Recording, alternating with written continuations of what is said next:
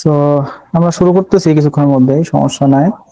So সবার কি অবস্থা? সবার কি আছে, ক্লাস ছিল? জি ভাই, ছিল টুকটাক। জি। আচ্ছা আচ্ছা, সমস্যা নাই। সবাই কি এক্সস্টেড নাকি আহ, নাকি এক্সাইটেড যে আমরা কি করতে যাচ্ছি নতুন? এক্সাইটেড। নাইস নাইস জি ভাই, আমরা অনেক excited. Nice. That's the spirit basically. So এই স্পিরিটটা দরকার বেসিক্যালি আমাদের। আচ্ছা, আমি একটু সবার সঙ্গে পরিচয় করে দিই। আমি আসিফ আল ফাত্তা। আহ, আমাকে তো সবাই চেনেন। আর ভাই হচ্ছে ক্লাস নেবেন, ভাই সহজ কোডিং এর মেন্টর হিসেবে আছেন। এছাড়াও ভাই রাকিব ভাই, যিনি হচ্ছে কাইট গেমস স্টুডিওতে অ্যাসোসিয়েট সফটওয়্যার ইঞ্জিনিয়ার হিসেবে আছেন। তিনি আমাদের আজকের ক্লাসটা নেবেন। আমাদের হচ্ছে সহজ কোডিং এর সিইও আকিব ভাই আজকে একটু পার্সোনাল ইমার্জেন্সির কারণে উপস্থিত থাকতে পারেনি। ওনার ইচ্ছা ছিল খুবই, উনি আগামী দিন হয়তো আমাদের সাথে জয়েন করবেন। আজকে আমাদের সাথে রাকিব ভাই এবং কাউসার ভাই আছেন সহজ কোডিং থেকে। আজকে আমাদের আজকের ক্লাস রাকিব ভাই কন্টিনিউ করবেন। থ্যাংক ইউ, থ্যাংক ইউ ভাই ফর দ্য ইন্ট্রোডাকশন। সো সমস্যা নাই। সো আমরা খুবই নাইস একটা উইক কাটাবো, এন্ড খুবই এটা একটা ইনফরমেটিভ একটা সেশন। সো আমরা খুবই একটু কি বলা যায়, এত নার্ড টাইপের পড়াশোনা করবো না। সো আমরা খুব চিল ভাবে জিনিসগুলো দেখবো এবং জিনিসটা রিয়েলাইজ করার চেষ্টা করবো, ঠিক আছে? কেননা আমরা জানি যে আসলে এই তিনটা ক্লাস আর সামথিং দিয়ে আসলে কিছু পসিবল না। হ্যাঁ, তো আমরা আসলে আমাদের সবার টার্গেট থাকতে হবে যে আমরা আসলে কি করাচ্ছি, কি দেখতে পাচ্ছি, এবং যারা এখানে এক্সপিরিয়েন্সড আছে, ইন্ডাস্ট্রি এক্সপার্টরা আছে যারা ক্লাস নিচ্ছে, তারা আসলে কি বলতেছে। তারা ধরেন একটা জার্নি পার করে আসছে, তো তাদের আসলে মতামতটা কি, আসলে তারা কি জিনিসগুলো ফেস করছে এবং আজকে কি করা দরকার ছিল স্টুডেন্ট লাইফে, এবং এখন যারা সামনের প্রজন্ম, এখন যারা আপনাদের মতো প্রজন্ম, তারা আসলে কি করা উচিত। সো এই গাইডলাইনটাই আসলে নেওয়ার চেষ্টা করবেন। তো তাতে ফিল করতে পারবেন যে না, এখন যারা first year, second year, third ইয়ারে আছেন অথবা ফোর্থ ইয়ারের শেষের দিকে আছেন, তো এখন কি করা উচিত, আর এই কম সময়ের মধ্যেও আমি কি করতে পারি এবং কতটুকু পসিবল আমার দ্বারা, ঠিক আছে? তো এতটুকু নেওয়ার মতো সদিচ্ছা থাকলেই হবে, বুঝতে পারছেন? সমস্যা নাই। তো আমরা অনেক নাইসলি জার্নিটা শুরু করব অথবা মানে করবো। তো আমার স্ক্রিন দেখতে পাচ্ছেন? Sorry sorry sorry. জি ভাই। জি ভাই। নাইস। আমার স্লাইড দেখতে পাচ্ছেন নাকি? জি ভাইয়া। জি। Thank you. সো তাহলে আমি শুরু করতেছি। হ্যাঁ, সো আজকের ক্লাসটা তো সবাই জানেন। So introduction to competitive programming, problem solving, anything আপনারা যেটাই বলেন, সমস্যা নাই। সো আমরা আসলে আজকে ক্লাসের মূল উদ্দেশ্যটা হচ্ছে গিয়ে লাইক আমার জার্নি অথবা কম্পিটিটিভ প্রোগ্রামিং জিনিসটা কি আসলে, এবং কম্পিটিটিভ প্রোগ্রামিংটা আসলে কিভাবে করতে হয়, এবং মার্কেটে আসলে কম্পিটিটিভ প্রোগ্রামিং এবং প্রবলেম সলভিং আর যারা প্রবলেম সলভার তাদের মানে ডিমান্ডটা কি আসলে, বুঝতে পারছেন? সো এটা আসলে আমার আজকের মূল উদ্দেশ্য ক্লাসে জানানো। সো আমার কথা তো একদম নাইস এন্ড ক্লিয়ার নাকি? লাউড এন্ড ক্লিয়ার তো নাকি? আচ্ছা, ঠিক আছে। সো মানে শুরুতেই আমার পরিচয়টা দেই। আমি হচ্ছি ASM রাকিবুল হাসান। আমি এখন বর্তমানে সফটওয়্যার ইঞ্জিনিয়ার হিসেবে আছি কাইট গেমস স্টুডিওতে, ঠিক আছে? সো কাইট গেমস স্টুডিও একটা মোটামুটি যারা কম্পিটিটিভ প্রোগ্রামিং আর প্রবলেম সলভ করেছে রিনাউন্ড একটা কোম্পানি। সো এখানে আপনাদের আমরা অনেক মেশিন লার্নিং, ইমেজ প্রসেসিং থেকে শুরু করে অনেক টপ লেভেলে কাজ করি। সো আমাদের বিভিন্ন, আমরা যদি একটা সেক্টর বলি, অ্যান্ড্রয়েডেই আমাদের কমপক্ষে million of users regularly use করে, এবং আমাদের একটা অ্যাপ লাইক 10 মিলিয়নের 2-3টা অ্যাপ, 5 মিলিয়ন 2-3টা অ্যাপ আছে আর কি, প্লে স্টোরে আপনি দেখলে খুঁজে পাবেন। সো এখানে টপ লেভেলের কিছু কাজ হয় আর কি। সো আমার কম্পিটিটিভ ব্যাকগ্রাউন্ড যদি বলি, লাইক আমি ছিলাম লাকিলি আমি ICPC এশিয়াট ফাইনালিস্ট ছিলাম 2021 সালে। তো আমি পর্যন্ত 2টা ঢাকা রিজনাল লেভেলে পার্টিসিপেট করছিলাম। আর একটা আছে কি আপনার স্যামসাং R&D একটা কোড কন্টেস্ট করে পুরো বাংলাদেশে, সেখানে একটা ফাইনালিস্ট ছিলাম। সো অল্প হলেও মোটামুটি আর কি আপনার 2000 মতো প্রবলেমের উপরে বিভিন্ন অনলাইন জাজ, তারপর বিভিন্ন কিছুতে আমার সলভ করা হয়েছে আর কি। সো এ হচ্ছে কি আর কি আমার ইন্ট্রোডাকশন আর কি, ঠিক আছে? সো আমি আপনাদের আজকের ক্লাসটা নিব, আর একটা হচ্ছে গিয়ে নেক্সট 3 নম্বর ক্লাসটা হয়তো নিতে পারি। তো ফার্স্ট অফ অল মানে আসলে সহজ কোডিংটা কি এটা নিয়ে একটু কিছু তো বলি। সো সহজ কোডিং হচ্ছে গিয়ে একটা স্টুডেন্ট ফ্রেন্ডলি একটা বলা যায়, কি বলা যায়, স্টুডেন্ট ফ্রেন্ডলি একটা অর্গানাইজেশনও বলা যায়। আর আমরা যদি বলি যে আমরা যে ভার্সিটিতে ক্লাব থাকে বা সামথিং এই টাইপেরও কিছু বলা যায়, যে আমরা আসলে চাই যে খুবই অ্যাফোর্ডেবল স্টুডেন্টের জন্য আমরা যেন তাদের কেরিয়ার গাইডলাইন সহ একটা প্রোগ্রামিং জার্নি যেন সে শুরু করতে পারে, এবং তার জন্য যা দরকার পড়ে সেগুলোর একটা গাইডলাইন দেওয়াটা হচ্ছে কি আসলে সহজ কোডিং এর টার্গেট। তো যারা সহজ কোডিং এ আমরা আছি, তো সবাই আর কি আপনার কেউ ইন্ডাস্ট্রি এক্সপার্ট, কেউ এখন স্টুডেন্ট, যারা আসলে কম্পিটিটিভ প্রোগ্রামিং এ বলা যায় বাংলাদেশের টপ কিছু প্রোগ্রামার, ঠিক আছে। তারা এখানে এই ইনিশিয়েটিভটা নেওয়া হয়েছে যে যাতে বাংলাদেশে যেখানে যত কিছু কোর্স থাকুক থাকুক, আমরা যেন একটা মেন্টর করতে পারি একটা স্টুডেন্টকে। লাইক যেমন আমাদের টার্গেটই থাকে যে আমরা যে ক্লাসগুলো মেন্টররা নেয়, দেন যেন একটা সাপোর্ট ক্লাস থাকে, যে কোনো সময় যদি সে প্রতিদিন যে কোনো সময় দরকার পড়লে সে ওই সাপোর্ট ক্লাসে এসে তার প্রবলেমটা বলতে পারে। সো লাইক একটা ভাই ব্রাদার সম্পর্ক, ঠিক আছে। লাইক আমরা সবাই যেন গ্রো করতে পারি, ঠিক আছে। যেমন অন্যান্য দেশে এই কালচারটা খুবই আছে, যেমন ইন্ডিয়াতে হোক হোক, ওদের কালচারটা অনেক নাইস, এবং দেখবেন ওদের ইন্ডাস্ট্রিতে ওদের দাপটটা অনেক বেশি, ঠিক আছে। আমরাও চাচ্ছি যে আসলে এরকম একটা কমিউনিটি গ্রো করতে, যেখানে আসলে আমরা একসাথে ভালো করব, পুরো বাংলাদেশের স্টুডেন্টরা ভালো করবে, ঠিক আছে। আর আমরা যারা সিএস ব্যাকগ্রাউন্ডের এবং যারা অন্য ব্যাকগ্রাউন্ড থেকে প্রোগ্রামিং সেক্টরে আসতে চাই, সো দেখা যায় যে মানে শুরুর দিকে একটা গাইডলাইনের অভাবে আমরা অনেকেই বুঝতে পারি না যে আসলে আমাদের কি করা উচিত, ঠিক আছে। সো আমরা যদি এরকম 3 মাস 6 মাসের একটা মেন্টরশিপ পাইতাম, আমার যদি আমার কথা বলেন, তাহলে আমার মনে হতো যে না, আমি আরো ভালো একটা কিক আপ করতে পারতাম, আরো শুরুতে আমি আরো আগে থেকেই আমার প্রবলেম সলভিং জার্নি, আমার এটার ইনিশিয়েটিভটা আরো ক্রিয়েট হইতো, ঠিক আছে। তো এই গ্যাপ যেটা আছে, এই গ্যাপটা ফুলফিল করাই আমাদের লক্ষ্য আর কি, ঠিক আছে। তো এই হচ্ছে আমাদের ইনিশিয়েটিভ সহজ কোডিং এর। তো সহজ কোডিং এর বর্তমানে আপনার 5টা ব্যাচ, 5 নম্বর ব্যাচ চলতেছে, তার আরো কয়েকটা ব্যাচ বের হয়ে গেছে। সো প্রথম থেকে 5 নম্বর ব্যাচ পর্যন্ত আমাদের সাফল্য বলা যায় নাইস। এখান থেকে অনেক যারা একদম বিগিনার লেভেল থেকে ঢুকছে, তারাও এক সময় আপনার লাস্ট আইসিবিসি তে দেখা গেছে যে কেউ টপ 100 এর মধ্যে ছিল, টপ 150 পজিশনের মধ্যে ছিল, আউট অফ আপনার ধরেন 1,500 একটা টিমের মধ্যে, ঠিক আছে। সো সবাই ভালো করতেছে, সবারই ইচ্ছা আছে ভালো করার, এবং আমাদের যে মেন্টর প্যানেল এন্ড সাপোর্টিভ স্টাফরা, সো তারা নাইসলি পুশ করতেছে। সো এই হচ্ছে গিয়ে সহজ কোডিং এর ইনিশিয়েটিভ। সো এই তো, সো আমাদের লক্ষ্যটাই হচ্ছে কি আমরা আসলে প্রবলেম সলভিং জার্নি এবং কম্পিটিটিভ প্রোগ্রামিং দিয়ে কেমনি কি করতে পারি আমাদের ফিউচারে, কেমনি শুরু করা উচিত, এই জিনিসগুলো আপনাদের মধ্যে তুলে ধরার জন্যই কিন্তু আজকে এই ইনিশিয়েটিভটা, ঠিক আছে। তো আমার কথা তো শোনা যায় নাকি? তাহলে আমরা নেক্সট ক্লাসে প্রসিডিউর করবো। জি শোনা যাচ্ছে। ঠিক আছে, তো আমি একটু বলবো, আপনাদের একটু ডিস্টার্ব করবো, শোনা যায় কিনা, কারণ আমি তো বুঝতে পারতেছি না যে কোনো সময় ইন্টারনেট কানেকশন যাচ্ছে কিনা না যাচ্ছে না, এই হচ্ছে কেস। ঠিক আছে, তো চলেন আমরা শুরু করি। কারো কি কোনো আইডিয়া আছে যে কম্পিটিটিভ প্রোগ্রামিং এতক্ষণ ধরে আমি বলতেছি আসলে জিনিসটা কি, প্রবলেম সলভিং জিনিসটা কি? আমরা তো ধরেন অনেক বাজওয়ার্ড শুনি, ওয়েব ডেভেলপমেন্ট, মোবাইল ডেভেলপমেন্ট, অনেক কিছু শুনি আমরা, কিন্তু হোয়াট ইজ কম্পিটিটিভ প্রোগ্রামিং, মানে এটা কি আসলে? কারো কি কোনো আইডিয়া আছে? কারো কি কোনো প্রবলেম সলভিং আর সামথিং, একটা প্রবলেম সলভ করা, এই জিনিসপত্র নিয়ে কোনো আইডিয়া আছে যে এটা আসলে কি দরকার, কি করে, মানে এটা আসলে জিনিসটা কি?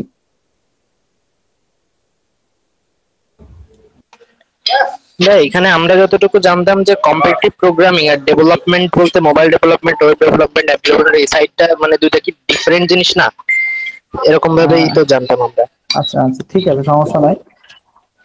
আর কারো কোনো আইডিয়া অথবা কোনো সে? প্রোগ্রামিং বলতে তো মূলত বোঝায় যে অল ওভার, মানে programming is all about logic. এখন আমরা যদি যে কোনো কিছুই সলভ করি বা কোনো একটা নতুন কিছু বিল্ড করি প্রোগ্রামিং এর মাধ্যমে, যে জায়গায় প্রোগ্রামিং ইউজ হইতেছে, তো তখন আমরা যেমন সাপোজ আমরা ফর লুপ দিয়ে প্রবলেম সলভ করতেছি। এখন আমি এমন একটা প্রোগ্রাম বিল্ড করতেছি যেখানে আমার ফর লুপের কাজ আছে অনেক, তো আমাকে বুঝতে হবে যে ফর লুপের আসলে মেইন লজিকটা কি, আমরা কখন ফর লুপটা ইউজ করতেছি। আচ্ছা তো এইভাবে আর কি মানে যখন আর কি আমরা অনেক বেশি লেভেলে মানে হাই লেভেলের প্রোগ্রাম সলভ করবো, আচ্ছা তো ওইখান থেকে আর কি কম্পিটিটিভ প্রোগ্রামিংটা আছে। বুঝতে পারছি। Nicely explained. আর কেউ কিছু বলতে চান? আর কোনো কারো আইডিয়া? কম্পিটিটিভ সহজ কথায় আই গেস মানে কম্পিটিটিভ প্রোগ্রামিং হচ্ছে প্রোগ্রামিং এর কম্পিটিশন, রাইট? Nice. এরকমই তো কিছু একটা। নাইস, ঠিক আছে চলেন আমরা আসলে শুরু করি। So what is competitive programming? হ্যাঁ, যিনি লাস্ট বললেন এটা হচ্ছে আসলে প্রোগ্রামিং এর একটা কম্পিটিশন, শুনি মনে হচ্ছে এরকম একটা কিছু। ঠিক আছে, তো বলা যায় প্রোগ্রামিং এর খেলাধুলা, প্রোগ্রামিং স্পোর্টস।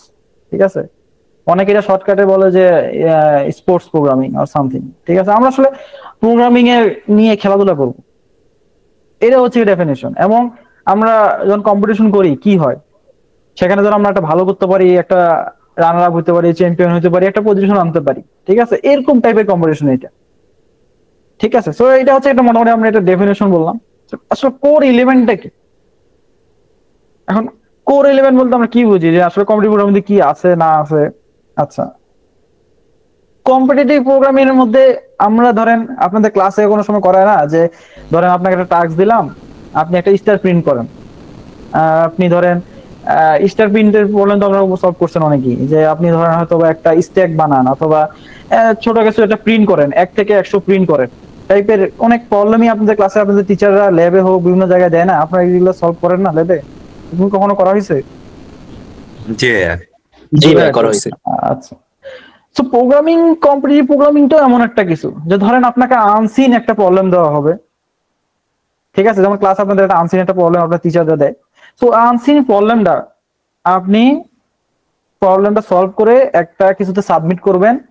সেই সাবমিশন, সেই প্রোগ্রামটা ধরেন একটা সিস্টেমে সাবমিট করলেন, সেই সিস্টেম আপনাকে বলে দিবে যে আপনার প্রোগ্রামটা কি কারেক্ট নাকি কারেক্ট না। বুঝতে পারছেন? যে প্রবলেমটা দিছে আপনাকে, আপনি যে সলিউশনটা সাবমিট করছেন, যে কোডটা সাবমিট করছেন, সে এটা রান করবে, রান করে দেখবে যে যে অ্যান্সারটা সে পাওয়ার কথা সেটা পাইছে কিনা। এবং সেটা যদি পেয়ে থাকে ধরেন আপনাকে তখন একটা ভার্ডিক্ট দিবে যে অ্যাকসেপ্টেড হয়েছে নাহলে রং অ্যান্সার হয়েছে, কিছু একটা দিবে। তো এটাই কোর এলিমেন্ট, যে আসলে আপনি এইভাবে কিছু প্রবলেম সলভ করবেন, প্রবলেম সলভ করার মাধ্যমে আপনি একটা পজিশনে আসবেন। ঠিক আছে, তার মানে পজিশনে কেমনে আসবো? কারণ আপনার একটা 1 ঘন্টার একটা কন্টেস্ট, এই কন্টেস্টে আপনাকে বললো যে এমন একটা প্রবলেম দিয়ে দিল, 3 থেকে 4টা 5টা প্রবলেম দিয়ে দিল, বললো যে আপনাকে সলভ করতে হবে। এখন আপনি ধরো সব সলভ করলেন, ঠিক আছে, সলভ করার পরে সাবমিট দিলেন। তো এরকম ধরেন 100 জন করতেছে, 100 জনই আপনার একটা টাইম বাউন্ডের মধ্যে করতেছে। তো যে যত তাড়াতাড়ি সাবমিট দিতে পারবে, যত ইফিসিয়েন্টলি সাবমিট দিতে পারবে, যেহেতু কম রং অ্যান্সার হবে, সেই তো সবার টপে থাকবে, তাই না? সো এইটা কোর এলিমেন্ট, যে কম্পিটিটিভ প্রোগ্রামের টার্গেটটাই হচ্ছে গিয়ে ইফিসিয়েন্টলি কত দ্রুত একজনের থিঙ্কিং করতে পারে, কত তাড়াতাড়ি সে একটা লজিক বিল্ড করতে পারে, কত তাড়াতাড়ি সে একটা প্রোগ্রাম করতে পারে, করে সে এটা সাবমিট করতে পারে। ঠিক আছে, সো মোটামুটি একটা আইডিয়া পাওয়া গেছে যে কম্পিটিটিভ প্রোগ্রামিং কেমনে কাজ করতেছে, কেমনে এই জিনিসটা হইতেছে। বুঝতে পারছেন? ঠিক আছে, সো সমস্যা না, আমরা আরো সামনে যাচ্ছি, আমরা আরো কিছু জানতে পারবো। আচ্ছা, হোয়াই ইট ম্যাটার্স বেসিক্যালি, মানে এটা আসলে কেন বিগিনারদের জন্য দরকার। আচ্ছা, এখন ধরেন আমি আপনাকে বললাম যে ধরেন 1 থেকে 100, আপনি 1 থেকে 100 যোগ করেন, যোগ করলে কত অ্যান্সার হবে? কেউ কি বলতে পারবেন? 1050 ভাই।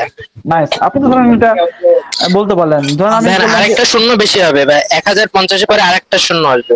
আচ্ছা, সমস্যা নেই, না আমারও একজ্যাক্ট অ্যান্সারটা আমারও জানি না, আমিও জানি না। ধরেন আমি আপনাকে বললাম যে 1 থেকে 10 লাখ 1 কোটি, 1 থেকে 1 কোটি পর্যন্ত যোগফল কত হবে, এটা বলতে পারবেন কেউ? আচ্ছা, বলাটা তো টাফ না ভাই, এটা পারবো না। তো এটা যদি আপনাদের কাউকে বলতাম যে 1 থেকে 100 আপনি এটা যোগটা করবেন প্রোগ্রামিং এর মাধ্যমে, এটা কি কে আমাকে সলিউশনটা বলতে পারবেন যে এটা আসলে কেমনে করতে পারবেন আপনি? একটা ফর লুপ ইউজ করে। নাইস, এই তো নাইস একটা অ্যানসার দিবেন। সো আমি একটা ভেরিয়েবল রাখতে পারি, আমি একটা ফর লুপ ইউজ করব, 1 থেকে 100 চালাবো, প্রতিবারই ভেরিয়েবলের মধ্যে যোগ করতে থাকবো, যোগ করলে লুপটা শেষেই আমি একটা অ্যানসারটা পেয়ে যাব, তাই তো নাকি? এটাই তো আপনি বললেন, তাই না? জি ভাইয়া, জি এইটাই। আচ্ছা, এখন আমি যদি আপনাকে বলি যে 1 থেকে 100 পর্যন্ত যোগ করলে, তো একটা ফর লুপ চালান 1 থেকে 100, আরেকটা হচ্ছে কি, ধরেন আমি 1 থেকে 1 কোটি বললাম, তাহলে কি আপনি 1 থেকে 1 কোটি পর্যন্ত লুপ চালাবেন, তাই না? মানে যেটাই হবে আপনি 1 থেকে ওই পর্যন্ত লুপ চালাবেন। কারণ আপনার কি মনে হয় যে আমি যে 1 থেকে 100 পর্যন্ত চালাচ্ছি, যদি ধরেন এটা ধরেন একটা সেকেন্ড, একটা মিলি সেকেন্ড নেয়, তাহলে 1 থেকে 100 চালাতে কি 100 মিলি সেকেন্ড লাগতেছে, তাই না? জি ভাইয়া। তো তাহলে কম্পিউটার এখানে হচ্ছে আমরা নেস্টেড লুপ ইউজ করে করতে পারি ভাই। এখানে নেস্টেড লুপ মানে না, 100 লুপ চালালাম আবার হ্যাঁ না আমরা সিম্পল একটা লুপ চালিয়ে করতে পারি, নেস্টেড লুপ এখন দরকার পড়তেছে না। তো তাইলে আমরা রিকার্শন ইউজ করতে পারি। হ্যাঁ একই জিনিস আমরা এখনকার হয়তো বা ক্লাসে পড়বো না। রিকারশন এন্ড ফর লুপ একই, ঠিক আছে? আমরা রিকারশন ভাবো এটা জিনিসটা রিকার্সিভ একটা ফর লুপ, আর এটা হচ্ছে কি একটা ফর লুপ মানে একটা লুপ। আমরা একটা হোয়াইল লুপ ইউজ করতে পারি, অনেক লুপ ইউজ করতে পারি, ঠিক আছে? কিন্তু জিনিসটা তো একই, যে ধরেন প্রত্যেকটা একবার একবার করে সামনে আগাবে এবং একটা কাউন্ট করতে থাকবে, তাই না?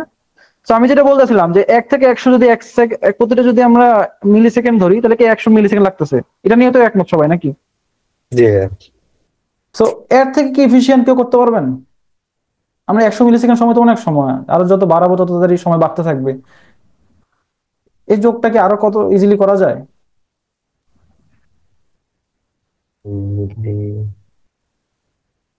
ঠিক আছে, ভাই বেশি সময় না, হ্যাঁ ম্যাথমেটিক্যাল ইকুয়েশন ইউজ করতে পারি। অবশ্যই, হ্যাঁ নাইস। তো আমি সময় বেশি না নেই, তো নেক্সট আরো আমাদের অনেকগুলো স্লাইড আছে। সো এই তো যে ধরেন এই যে লাস্ট জিনিস যেটা বললেন, তো আমরা যদি একটা ইকুয়েশন ইউজ করতে পারতাম এখানে, আমরা তো কম্পিউটারে অনেক সময় না নিয়ে আমরা তো ইফিসিয়েন্টলি দেখা যেত যে আমরা n+n+1/2 এই ইকুয়েশনটা আমি ইউজ করতে পারতাম না ইজিলি? তো জি তাহলে কি আমরা শুধুমাত্র 1 মিলি সেকেন্ডের মধ্যে, এটা তো একটা কনস্ট্যান্ট টাইম, সো 1 মিলি সেকেন্ডে আমরা এটা সলভ করে ফেলতে পারতাম। তো বুঝতে পারছেন আমরা কিভাবে সলভ করলাম জিনিসটা? জি ভাইয়া। তো তাহলে কি কম্পিউটার মাত্র 1 মিলি সেকেন্ডে জিনিসটা করতে পারতো, সেখানে আমরা যদি 100 থেকে রেঞ্জটা আরো বাড়াইতাম, প্রতিটার জন্যই কিন্তু দেখা যেত আমাদের অনেক সময় লেগে যেত, ঠিক আছে? তো এটাই আসলে আপনার ডিফারেন্স একজন কম্পিটিটিভ প্রোগ্রামার এবং আরেকজন নর্মাল প্রোগ্রামারের মধ্যে। সে আসলে চিন্তা করে কত এফিসিয়েন্টলি, কত কুইক রানিং একটা প্রবলেম সলভ করা যেতে পারে। পয়েন্টটা বুঝতে পারছেন? আর একজন প্রোগ্রামার, নর্মাল প্রোগ্রামার চিন্তা করে যে প্রবলেমটা সলভ করতে পারলেই হয়েছে, সে এত কর্নার কেস অথবা এত কিছু চিন্তা করে না। পয়েন্টটা বুঝতে পারছেন? সো বিগিনাররা যখন আপনাদের এই কম্পিটিটিভ প্রোগ্রামিং এবং প্রবলেম সলভিং দিয়ে তার জার্নি শুরু করে, তখন সে আসলে থিঙ্ক করার জিনিসটা বুঝতে পারে, ঠিক আছে? লজিক বিল্ডিং জিনিসটা বুঝতে পারে, সে বুঝতে পারে যে তার সলিউশন কত ইফিসিয়েন্ট হওয়া উচিত, ঠিক আছে? সো দেখা গেল যে আমি আমার প্রবলেমের লিমিট দিয়ে দিলাম যে সে 50 মিলি সেকেন্ডের বেশি যাইতে পারবে না। সো দেখা গেল যে যারা ওইভাবে চিন্তা করে তারা কখনোই এটা অ্যাকসেপ্ট করতে পারতেছে না যতক্ষণ না পর্যন্ত সে ইফিসিয়েন্ট সলিউশন চিন্তা করে। সো বিগিনারদের জন্য এটাই আসলে একটা মোস্ট ইম্পর্টেন্ট। তারা যখন আস্তে আস্তে ইন্ডাস্ট্রিতে যাবে, অনেক বড় বড় জায়গায় যাবে, তখন কিন্তু দেখা যাবে যে ইফিসিয়েন্ট সলিউশন গুলো দরকার, ঠিক আছে? সো আমরা নেক্সটে যাই। তো আমরা আরো কিছু জানবো, সমস্যা নাই। ঠিক আছে, সো নেক্সটটাই হচ্ছে কি আপনাদের আসলে কি স্কিল গুলো গেইন করবেন আপনি। আমি যে এতক্ষণ যে কথাগুলো বলতেছিলাম এর মধ্যেই, যে কম্পিটিটিভ প্রোগ্রামিং করে আসলে কি স্কিল গেইন করবেন আপনি। তো ফার্স্ট পয়েন্টটা হচ্ছে অ্যালগরিদমিক থিঙ্কিং, ঠিক আছে? সে এখানে ধরেন আপনি অনেক কিছু দেখবেন, আপনি অনেক কিছু শিখবেন, আপনারা এই জিনিসগুলো ক্লাসেও শিখেন, লাইক আপনার গ্রাফ, ডাইনামিক প্রোগ্রামিং, তারপর নাম্বার থিওরি, অনেক কিছু আছে, ঠিক আছে, যেগুলো আপনার ক্লাসের কোর্সেও আছে, ঠিক আছে? সো এই কম্পিটিটিভ প্রোগ্রামার যারা আছে তারা অ্যালগরিদম থিঙ্কিং ভাবে একটা প্রবলেম সলভ করতে পারে, ঠিক আছে? তারা আসলে ইফিসিয়েন্ট সলিউশন সবসময় চিন্তা করে। দেখেন আমরা একটু আগে ইজি একটা প্রবলেম সলভ করছি, যেখানে মোস্ট অফ দা সবাই থিঙ্কিং করতেছে একটা লুপ চালা দিতে পারি, খুবই ইজি, নাইস, আমরাও বলতেছি নাইস। কিন্তু যে নিয়ে একজন লাস্টে বললেন যে না আমরা একটা ছোট একটা ইকুয়েশন বসে দিতে পারি, যেখানে আসলে যে কোনো নাম্বারের জন্য এটা পারফেক্টলি কাজ করবে এবং টাইম লাগবে শুধু কনস্ট্যান্ট একটা 1 মিলি সেকেন্ড টাইম লাগবে, আমরা যদি ধরে নেই আর কি। তো দেখা যাচ্ছে কি জিনিসটা, যে আমরা কত এফিসিয়েন্টলি উনি থিঙ্কিং করতে পারলো, ঠিক আছে? তো এই থিঙ্কিং গুলো বিল্ডিং হয় একজনের কম্পিটিটিভ প্রোগ্রামার, ঠিক আছে? সে আসলে যে কোনো পরিস্থিতিতে যে কোনো একটা প্রবলেম সে অ্যাটাক করতে পারে, সে ভয় পায় না, ঠিক আছে? সে এইভাবে থিঙ্ক করতে পারে। আরেকটা হচ্ছে কি ধরেন ডিবাগ এন্ড ইমপ্লিমেন্টেশন। এখন ডিবাগ এন্ড ইমপ্লিমেন্টেশন যে জিনিসটা আছে, সো আপনারা দেখা যায় যে অনেকে আপনারা কোড করছেন, একটা সলিউশন লিখছেন, দেখা যায় যে আপনি আহ, ভুল হয়েছে, আপনি ভুলটা ধরতে পারতেছেন না। সো একজন কম্পিউটার প্রোগ্রামার সে জানে যে আমার কিভাবে আসলে ডিবাগ করা উচিত, কিভাবে ইমপ্লিমেন্ট করা উচিত একটা প্রবলেম, একটা সলিউশন, ঠিক আছে? সো সে এইভাবে প্রবলেম সলভিং গুলা করতে করতে পারে আসলে। সো দ্যাটস ওয়াই তার আসলে ভুল হওয়ার সময়টা খুব কম থাকে, আর যদি ভুল হয়েও যায় সে কুইক একটা ডিবাগ করতে পারে। দেন পয়েন্টটা কি টাইম ম্যানেজমেন্ট। এই যে আমি আপনাদের এতক্ষণ ধরে এই জিনিসটা এটাই বললাম যে আমরা একটা সলিউশন আমরা এত অনেক সময় নিয়ে করতেছিলাম, ঠিক আছে, অনেক 100 মিলি সেকেন্ড, 1000 মিলি সেকেন্ড, 1 লাখ মিলি সেকেন্ড লেগে যাচ্ছিল। সেখানে একদম সলিউশন করে দিল কি যে আমরা একটা 1 মিলি সেকেন্ডের মধ্যেই একটা ইকুয়েশন দিয়ে জিনিসটা করে ফেলতে পারতাম ইজিলি। তো দ্যাটস ওয়াই কি হচ্ছে, টাইম ম্যানেজ হচ্ছে, ঠিক আছে। আপনি ধরেন একটা অ্যাপস বানাইলেন অথবা একটা ওয়েবসাইট বানাইলেন যেখানে ধরেন একটা ডাটা সার্ভার থেকে আসতেছে। সো এটা ধরেন আপনি ধরেন এমন ভাবে ইমপ্লিমেন্ট করছেন, অনেক ডাটা হয়ে গেলে দেখা যাচ্ছে খুব স্লোলি আসে। এখন যে প্রবলেম সলভার, যে কম্পিটিটিভ প্রোগ্রামার, সে কি চিন্তা করবে? So we have to be fast, ঠিক আছে। সো এসে ফাস্ট ভাবে থিঙ্কিং করবে, যেন আমি এমন একটা সলিউশন লিখি ডাটা যেন খুব তাড়াতাড়ি রিট্রিভ হয়, আপনার স্ক্রিনে যেন খুব তাড়াতাড়ি শো করতে পারে। সে তখন কর্নার কেসগুলো চিন্তা করবে যে অল্প ডাটার জন্য হলে কেমন সিনারি হবে, বেশি ডাটার জন্য হলে কি সিনারি হবে, সে ওইভাবে থিঙ্কিং করে, বুঝতে পারছেন? সো একদম কম্পিটিটিভ প্রোগ্রামার টাইম ম্যানেজমেন্ট শিখে, ঠিক আছে। আর একটা হচ্ছে কি ধরেন টিম ওয়ার্ক, কমিউনিকেশন। সো আমাদের এই কম্পিটিটিভ প্রোগ্রামিং এ যখন বিভিন্ন আপনারা শুনে থাকবেন যে national programming contest, inter university programming contest, তারপর ইন্টারন্যাশনাল আইসিপিসি যেটা হয়, তারপর এশিয়া ওয়েস্ট, তারপর আইসিপিসি ওয়ার্ল্ড ফাইনাল যেটা কিছুদিন আগে বাংলাদেশে হয়েছে প্রথমবারের মতো। সো এই কম্পিটিশন গুলোতে অ্যারেঞ্জ করতে হলে সেখানে আসলে আপনাকে টিম হিসেবে জয়েন করতে হবে, লাইক আপনার 3 জনের একটা টিম হিসেবে জয়েন করতে হয়, যেখানে আপনার ভার্সিটির টিচার থাকে, একজন কোচ হিসেবে থাকেন, ঠিক আছে। সো এখানে আসলে টিম হিসেবে করতে হয় কেন? ধর একটা প্রবলেম, আমরা একটা প্রবলেম আমরা কি করি, এটা সলভ করতে হয়, ঠিক আছে। সো আমাদের কার কাছে প্রবলেমটা সলভ করা, দেখা যাচ্ছে আপনার 2 থেকে 3 জন একসাথে একটা প্রবলেম সলভ করতেছেন, তাতে আসলে আপনার টিম ওয়ার্কটা বাড়তেছে। এই টিম ওয়ার্কটা কখন কাজে লাগবে আপনি মনে করেন, বুকে বলতে পারবেন? এই টিম ওয়ার্ক হয়ে কি লাভ হচ্ছে, আপনার কি কাজে লাগতে পারে?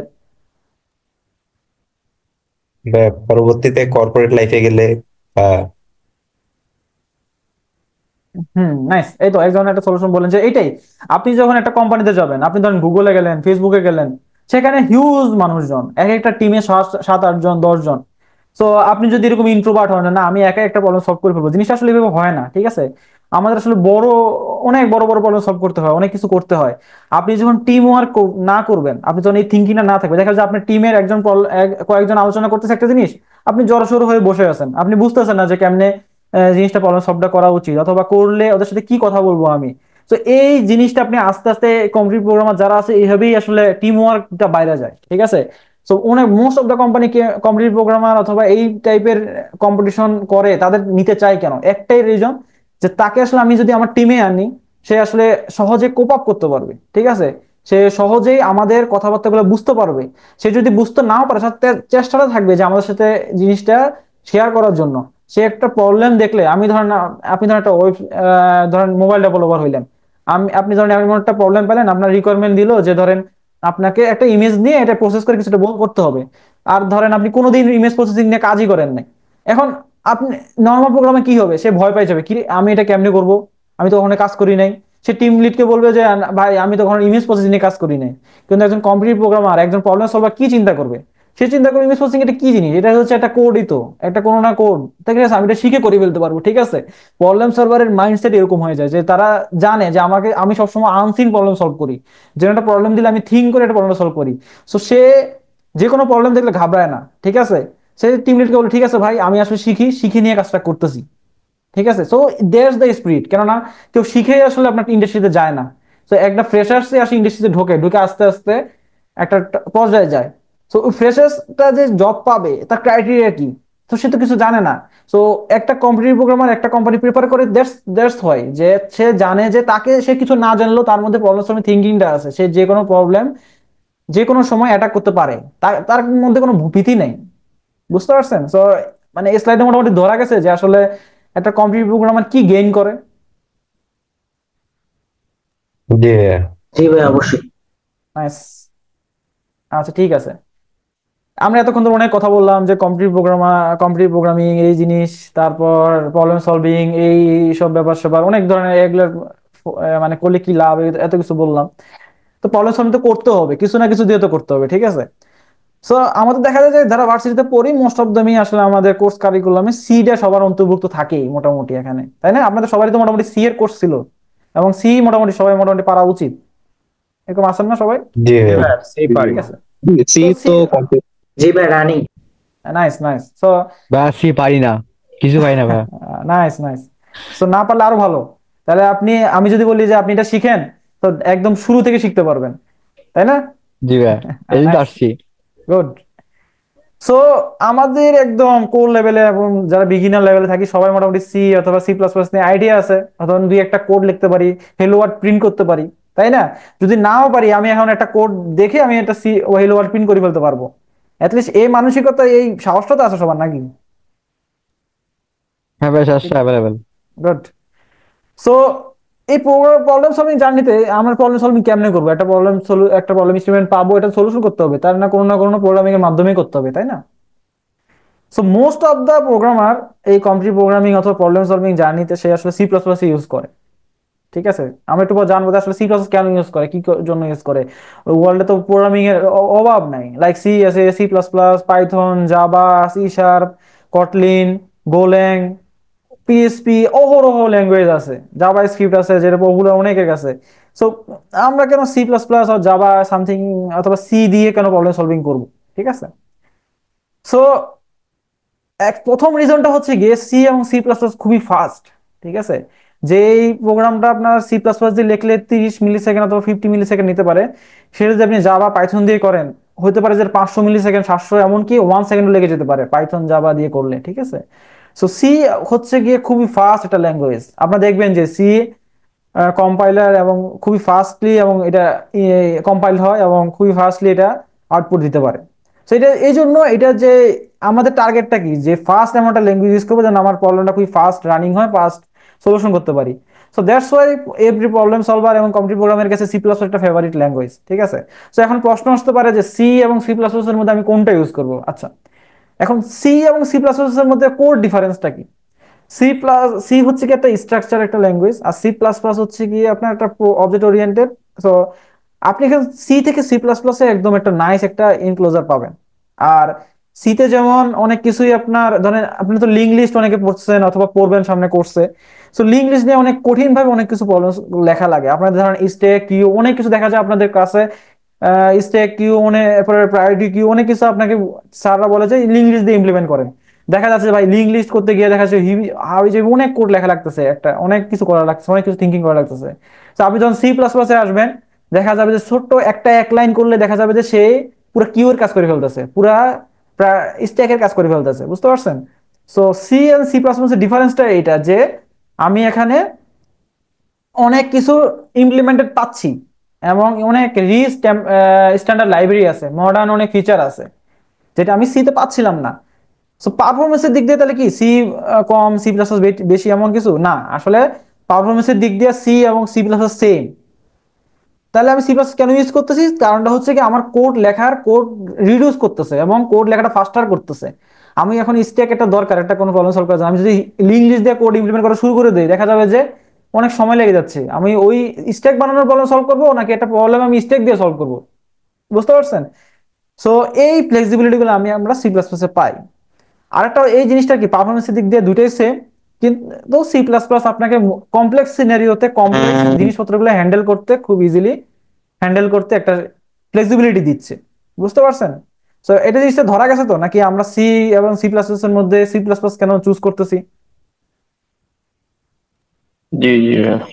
ঠিক আছে, সো নেক্সট যাই। তো এইটাই আর কি যে why C plus plus better for computer programming, এইটাই যে রিচ লাইব্রেরি আছে, স্ট্যান্ডার্ড টেমপ্লেট লাইব্রেরি আছে। যেমন আমরা আমরা সর্ট করতে যদি সি তে যদি সর্ট করতে যাই দেখা যাবে অনেকগুলো কোড লিখতে হইতেছে। দেখা যাবে যে আমি শুধু সি প্লাস প্লাস শুধু সর্ট নামে একটা ফাংশন আছে যেটা শুধু সর্ট লিখলেই আমার পুরো একটা অ্যারে অথবা একটা ভেক্টর অথবা কিছু একটা ডিরেক্ট সর্ট হয়ে যায়।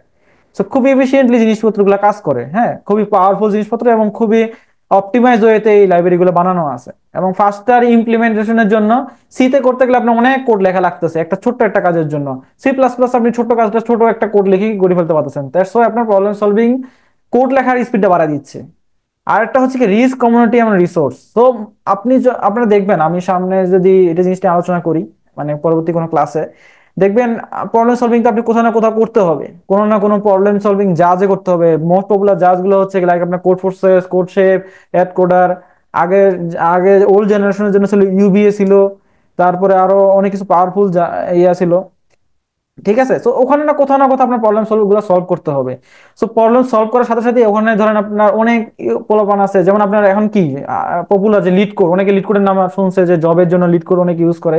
তো ওখানে অনেক এডিটোরিয়াল আছে, অনেক টিউটোরিয়াল আছে, যেখানে আসলে মোস্ট অফ দ্য এডিটোরিয়ালে লেখা হয় সি প্লাস প্লাস দিয়ে। ঠিক আছে, সো সবাই জানে এটা খুবই ফাস্ট এবং সবাই এটা দিয়েই করে, সবাই এটার মধ্যে ইউজ টু, এবং এই জন্য সাপোর্টটাও আসে সি প্লাস প্লাসই। ঠিক আছে, সো বেটার অ্যাবস্ট্রাকশন যেটা বলতেছিলাম একটু আগে, যে কমপ্লেক্স সিনারিওতে মোটামুটি আমরা যখন কমপ্লেক্স অনেক কিছু পড়ি, লাইক আপনার গ্রাফ এবং ডাইনামিক প্রোগ্রামিং এবং অনেক বড় বড় নাম্বার থিওরি থেকে শুরু করে অনেক কিছু কমপ্লেক্স সিনারিওতে দেখা যায় যে আমাদের আসলে এই কমপ্লেক্স ডাটা স্ট্রাকচার গুলোতে আমরা যদি সি প্লাস প্লাস ইউজ করি, দেখা যায় যে খুবই কোড রিডিউস করতে পারি, তখন আমাদের ওই কমপ্লেক্স সিনারিও থিঙ্কিংটা আমাদের সহজ হয়ে যায়। ঠিক আছে, ওইখানে থিঙ্কিং করলে হয়, কোড করাটা কমে গেলে কি হচ্ছে, আমাদের ওই ভুল হওয়ার সম্ভাবনা কমে যায়। বুঝতে পারছেন? সো ওভারঅল যারা এতদিন মোটামুটি সি সি প্লাস প্লাস জানতেন অথবা জানেন না, অথবা কেন C plus plus better perform করে, এটা নিয়ে তো মোটামুটি ক্লিয়ার সবাই নাকি? না কারো কোনো কোশ্চেন আছে?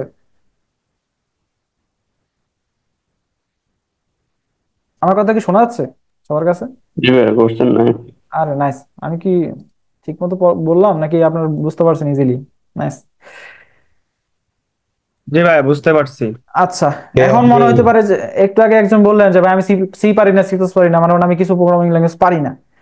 ঠিক আছে, নাইস, আপনার জন্যই আর কি, যে আপনি এখন সি প্লাস প্লাস কেমনে শুরু করবেন। ধরেন আপনি সি পারেন না, অথবা সি প্লাস প্লাস জানতে চান, সি পারেন সি প্লাস জানতে চান, কেমনে শুরু করবেন, তার জন্য আর কি বলতেছি, এবং সবার জন্য মোটামুটি বলতেছি।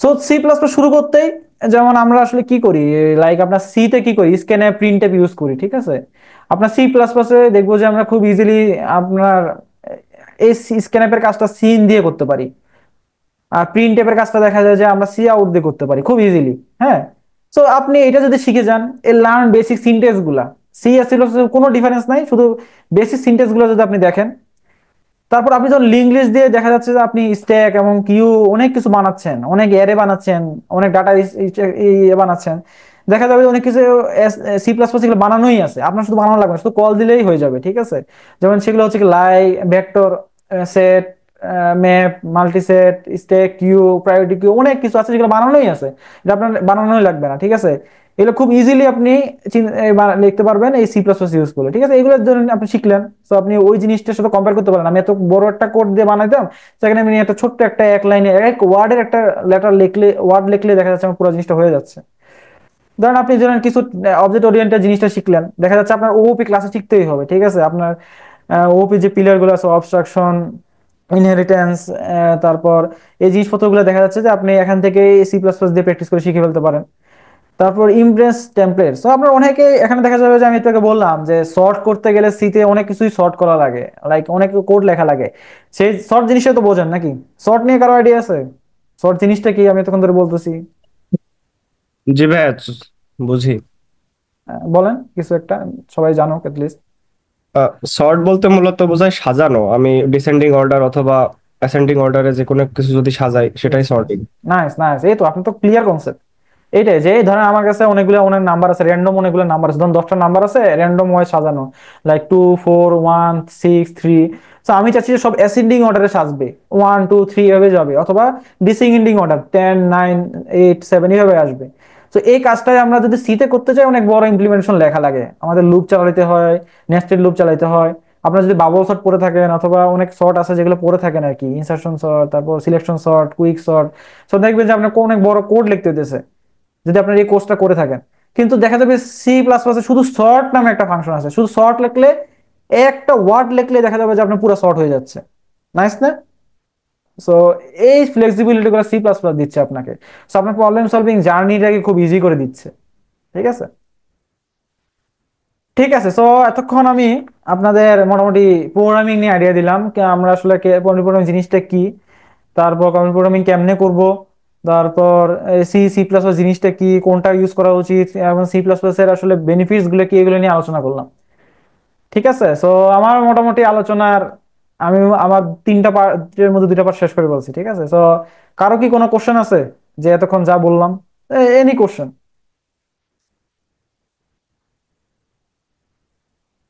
কারো কোনো কোশ্চেন নাই? সবাই কি বুঝতেছেন আমার ক্লাস কথাবার্তা গুলা? ক্লাস তো নিচ্ছি না, মোটামুটি আপনাদের সাথে ইন্টারেক্ট করতেছি আর কি, জি লাইক ভাই, শোনায়। যা বলছেন আমি বুঝতেছি।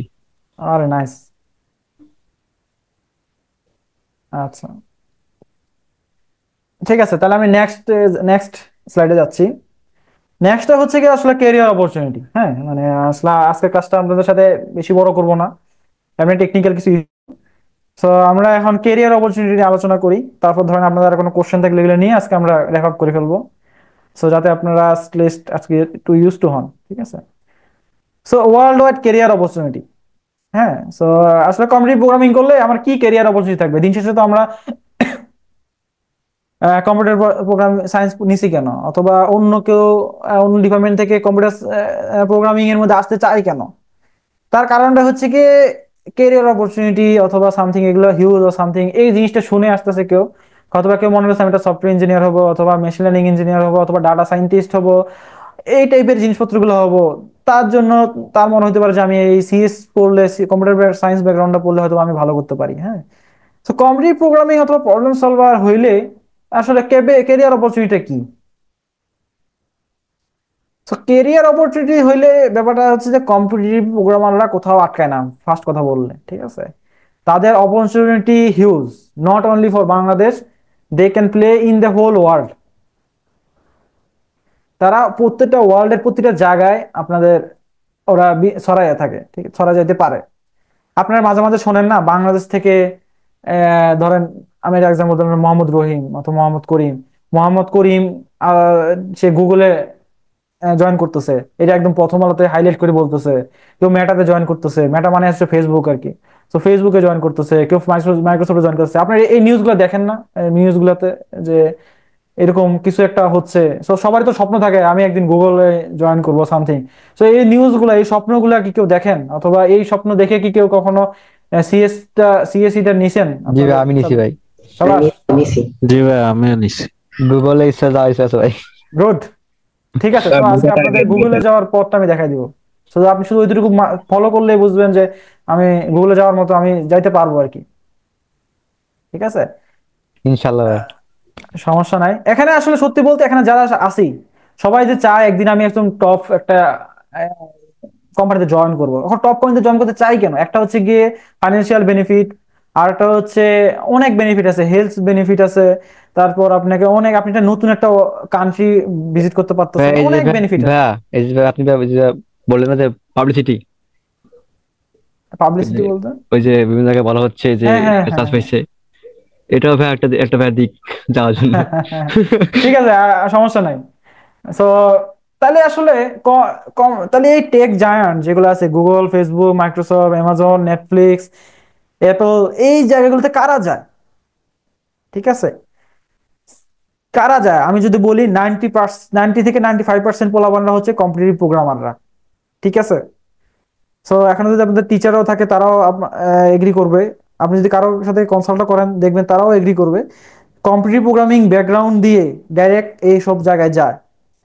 আপনার যদি কম্পিটিটিভ প্রোগ্রামিং ব্যাকগ্রাউন্ড থাকে, আপনি ডিরেক্ট এইসব জায়গার কোনো ভাইরে যদি বলেন ভাই আমাকে রেফার করেন, এবং যদি অ্যাপ্লাই করেন, দেখা যাবে যে আপনার একটা ভালো নাইস একটা প্রোফাইল আছে, রিক্রুটার আপনাকে রিচ করবে। আপনি যদি ভালো একটা লিঙ্কডইন প্রোফাইল বানান যেখানে আপনার এই প্রবলেম সলভিং এই জিনিসপত্রগুলো আছে, দেখবেন ফেসবুক অথবা গুগল থেকে রিক্রুটার আপনার মেসেজ দেবে যে ভাই আমার কোম্পানিতে জয়েন করেন, আমার কোম্পানিতে একটা ইন্টারভিউ দেন। পয়েন্টটা বুঝতে পারছেন? এইভাবে অনেক ভাইরা গেছে, আমার ভার্সিটি ভাইরা এইভাবেই গেছে। মোস্ট অফ দ্য দেখা গেছে যে রিক্রুটাররা লিঙ্কডইনে মেসেজ দিচ্ছে যে ভাই আমার কোম্পানিতে জয়েন করেন, অথবা আমার কোম্পানিতে ইন্টারভিউ দেন অ্যাটলিস্ট, তারপরে দেখা যাবে যে আপনি জয়েন করতেছেন সামথিং হোয়াট কি। ঠিক আছে, তো গুগলের আসলে আপনারা কি কখনো ইন্টারভিউ প্রসেসিংটা দেখছেন? অ্যাটলিস্ট সবাই তো গুগল যাওয়ার ইচ্ছা আছে, গুগলে যাওয়ার প্রসিডিউরটা কি, মানে ইন্টারভিউতে আসলে কি জিজ্ঞেস করে কেউ কি জানেন? কারো কি কোনো আইডিয়া আছে? প্রবলেম সলভ এরকম করতে সুযোগ পারবো। হয়নি। আচ্ছা, তো আমি হ্যাঁ আজকে ভাই, একদম হালকা পাতলা। ডিটেলস দেখাচ্ছি না, মানে আমার কাছে আমি তো এটা রেডি করে আসি নাই। তো আমি ডাইরেক্ট মুখে বলতেছি। ঠিক আছে, গুগলে, ফেসবুকে, মাইক্রোসফটে, অ্যামাজনে, প্রত্যেকটা জায়গায় ইন্টারভিউ প্রসিডিউর সেম। আমার পয়েন্টটা বুঝছেন? একদম সেম। আপনার কমপক্ষে প্রথম 3টা রাউন্ড থাকবে প্রবলেম সলভিং রাউন্ড। আমরা যেই প্রবলেম গুলো সলভ করি আমরা computer programming A, same to same. আপনাকে একজন ইন্টারভিউয়ার আসবে, সে বলবে যে ধরেন আপনাকে একটা প্রবলেম সিনারিও বলবে, বলেন যে এটা সলভ করেন। এখন আপনি ধরেন এটা সলভ করলেন, ধরেন আমি এই যে এটা আপনাকে প্রবলেম স্টেটমেন্ট দিলাম 1 থেকে 100 যোগ করেন। কেউ ধরেন বললেন যে 1 থেকে 100 আমি ফর লুপ দিয়ে সলভ করতে পারি। তারপর ধরেন আমি আপনাকে বললাম যে এটা আরো ইফিশিয়েন্ট করেন তো। সো পরে একজন বললো যে আমি এটা ইকুয়েশন দিয়ে করতে পারি, ঠিক আছে। সো সেম টু সেম গুগলে একজন আসবে, সেই ইন্টারভিউ মানে ইন্টারভিউ বলতে অনেক হাবিজাবি অনেক মানুষ আসবে, অনেক কিছু আপনাকে করে ফেলবে, জিনিসটা এমন না। এবং যে একবার এইসব জায়গায় ইন্টারভিউ দেয় সে মনে করে কি রে ভাই ও আমার বন্ধুর মতো কথা বলতেছে, পয়েন্টটা বুঝতে পারছেন। সে আমরা এরকম আসলে সত্যি বলতে কি, গুগল, ফেসবুক, মাইক্রোসফট, অ্যামাজনে যখন আপনি অ্যাপ্লাই করবেন, যে ইন্টারভিউ নেবে সে হচ্ছে গিয়ে আপনি যদি জয়েন করেন সেই টিমেরই কেউ একজন আপনার ইন্টারভিউ নিবে। সো ঠিক আছে, সে সব তখন আপনার সাথে বন্ধুর মতোই কথাবার্তা বলবে, যাতে আপনি ওর সাথে কেমন কোঅপারেট করতেছেন, কিভাবে ওর সাথে ডিসকাশন করতে পারতেছেন, এই জিনিসগুলো সে আসলে অবজার্ভ করবে, ঠিক আছে। ও যে আপনাকে আপনার টিমে আপনাকে ওর টিমে নিবে সেই জিনিসগুলো আসলে সে বিবেচনা করবে। সো আপনাকে ধরেন একটা প্রবলেম দিল, আপনি এভাবে ডিসকাস করতেছেন, একটা সলিউশন বললেন, হয়তো সলিউশনটা খুবই ইফিশিয়েন্ট হয় নাই, তখন বলবো যে আরো কিভাবে ইফিশিয়েন্ট করা যায়, আপনাকে আমি কিছু হিন্ট দিচ্ছি, দেখেন এইভাবে করতে পারেন কিনা। এইভাবে প্রত্যেকটা রাউন্ড 40 মিনিট থেকে 1 ঘন্টা পর্যন্ত হয়ে থাকে, হ্যাঁ। সো আপনি ধরেন 3টা রাউন্ডে এইভাবে একটা প্রবলেম সলভ করলেন। 4 নাম্বার রাউন্ডে যাওয়া হবে যে আপনার ধরেন আপনি যেটার জন্য অ্যাপ্লাই করছেন, ধরেন আপনি ব্যাক এন্ড ডেভেলপার অথবা ওয়েবসাইট ডেভেলপার অথবা মোবাইল ডেভেলপার, আপনি যেটাই হন না কেন, 4 নাম্বার ফেজে যায় আপনার ধরেন এইসব নিয়ে কথাবার্তা হবে। এবং 5 নাম্বার ইন্টারভিউতে যাই অথবা আপনার বিহেভিয়ার রাউন্ড, ধরুন এইচআর রাউন্ড, যেখানে আসলে আপনার স্যালারি নেগোসিয়েশন থেকে শুরু করে ম্যানেজারের রাউন্ড, তারা বিভিন্ন কোশ্চেন করবে, আপনার বিহেভিয়ার, হিউম্যান বিহেভিয়ার গুলো দেখবে। সব পয়েন্টটা বুঝছেন। তো এইসব কোম্পানিতে আপনি যদি 10 বছর এক্সপিরিয়েন্সও হন, 5 বছরের এক্সপিরিয়েন্সও হন, ফ্রেশার্সও হন, অবশ্যই আপনাকে এই প্রবলেম সলভিং রাউন্ড, এই প্রোগ্রামিং রাউন্ডটা পার করে যাইতে হবে। পয়েন্টটা বুঝতে পারছেন, এই প্রসিডিউরটা কি? জি ভাইয়া। তো তাহলে কি একজন কম্পিটিটিভ প্রোগ্রামার কি ইজিলি আপনার এই ধাপগুলো পার করতে পারে? পয়েন্টটা বুঝছেন। সো আপনি যদি প্রবলেম সলভিং, আপনি কখনোই যদি আগে এগুলো প্রবলেম সলভিং না করে থাকেন, হঠাৎ করে একদিন এগুলো হয় না। সো এই জন্য দেখা যায় যে অনেকে ইন্টারভিউতে যে ঘাবড়ায় যায়, অনেকে ইন্টারভিউ সুযোগ পায় কারোর রেফারের মাধ্যমে হয়ে হোক, তখন দেখা যায় যে না, ইনস্ট্যান্ট বলতে গিয়ে সে আসলে এক্সাক্ট এফিসিয়েন্ট অ্যান্সারটা বলতে পারে না, সে আসলে থতমত খেয়ে যাচ্ছে, সে আসলে টিম ওয়ার্ক করতে পারতেছে না, একজনের সাথে ডিসকাশন করা মানে একটা টিম ওয়ার্ক করতেছে, টিম ওয়ার্ক করতে পারতেছে না। সো একজন কম্পিটিটিভ প্রোগ্রামার এইসব দিক থেকে একদম বেস্ট থাকে, ঠিক আছে। সো আমি আজকে এত কিছু ডাইরেক্ট কম্পিটিটিভ প্রোগ্রামের ভিতরে অনেক কিছু বলতেছি না, কিন্তু দেখেন যে যারা সলভ করে তারা ধরেন ইন্টারন্যাশনাল কম্পিটিশনে ভালো করতেছে, তারপর আইসিবিসি ভালো করতেছে, যারা ওয়ার্ল্ড ফাইনালে যাচ্ছে তারাই দেখবেন যে একসময় গুগলে চলে যাচ্ছে।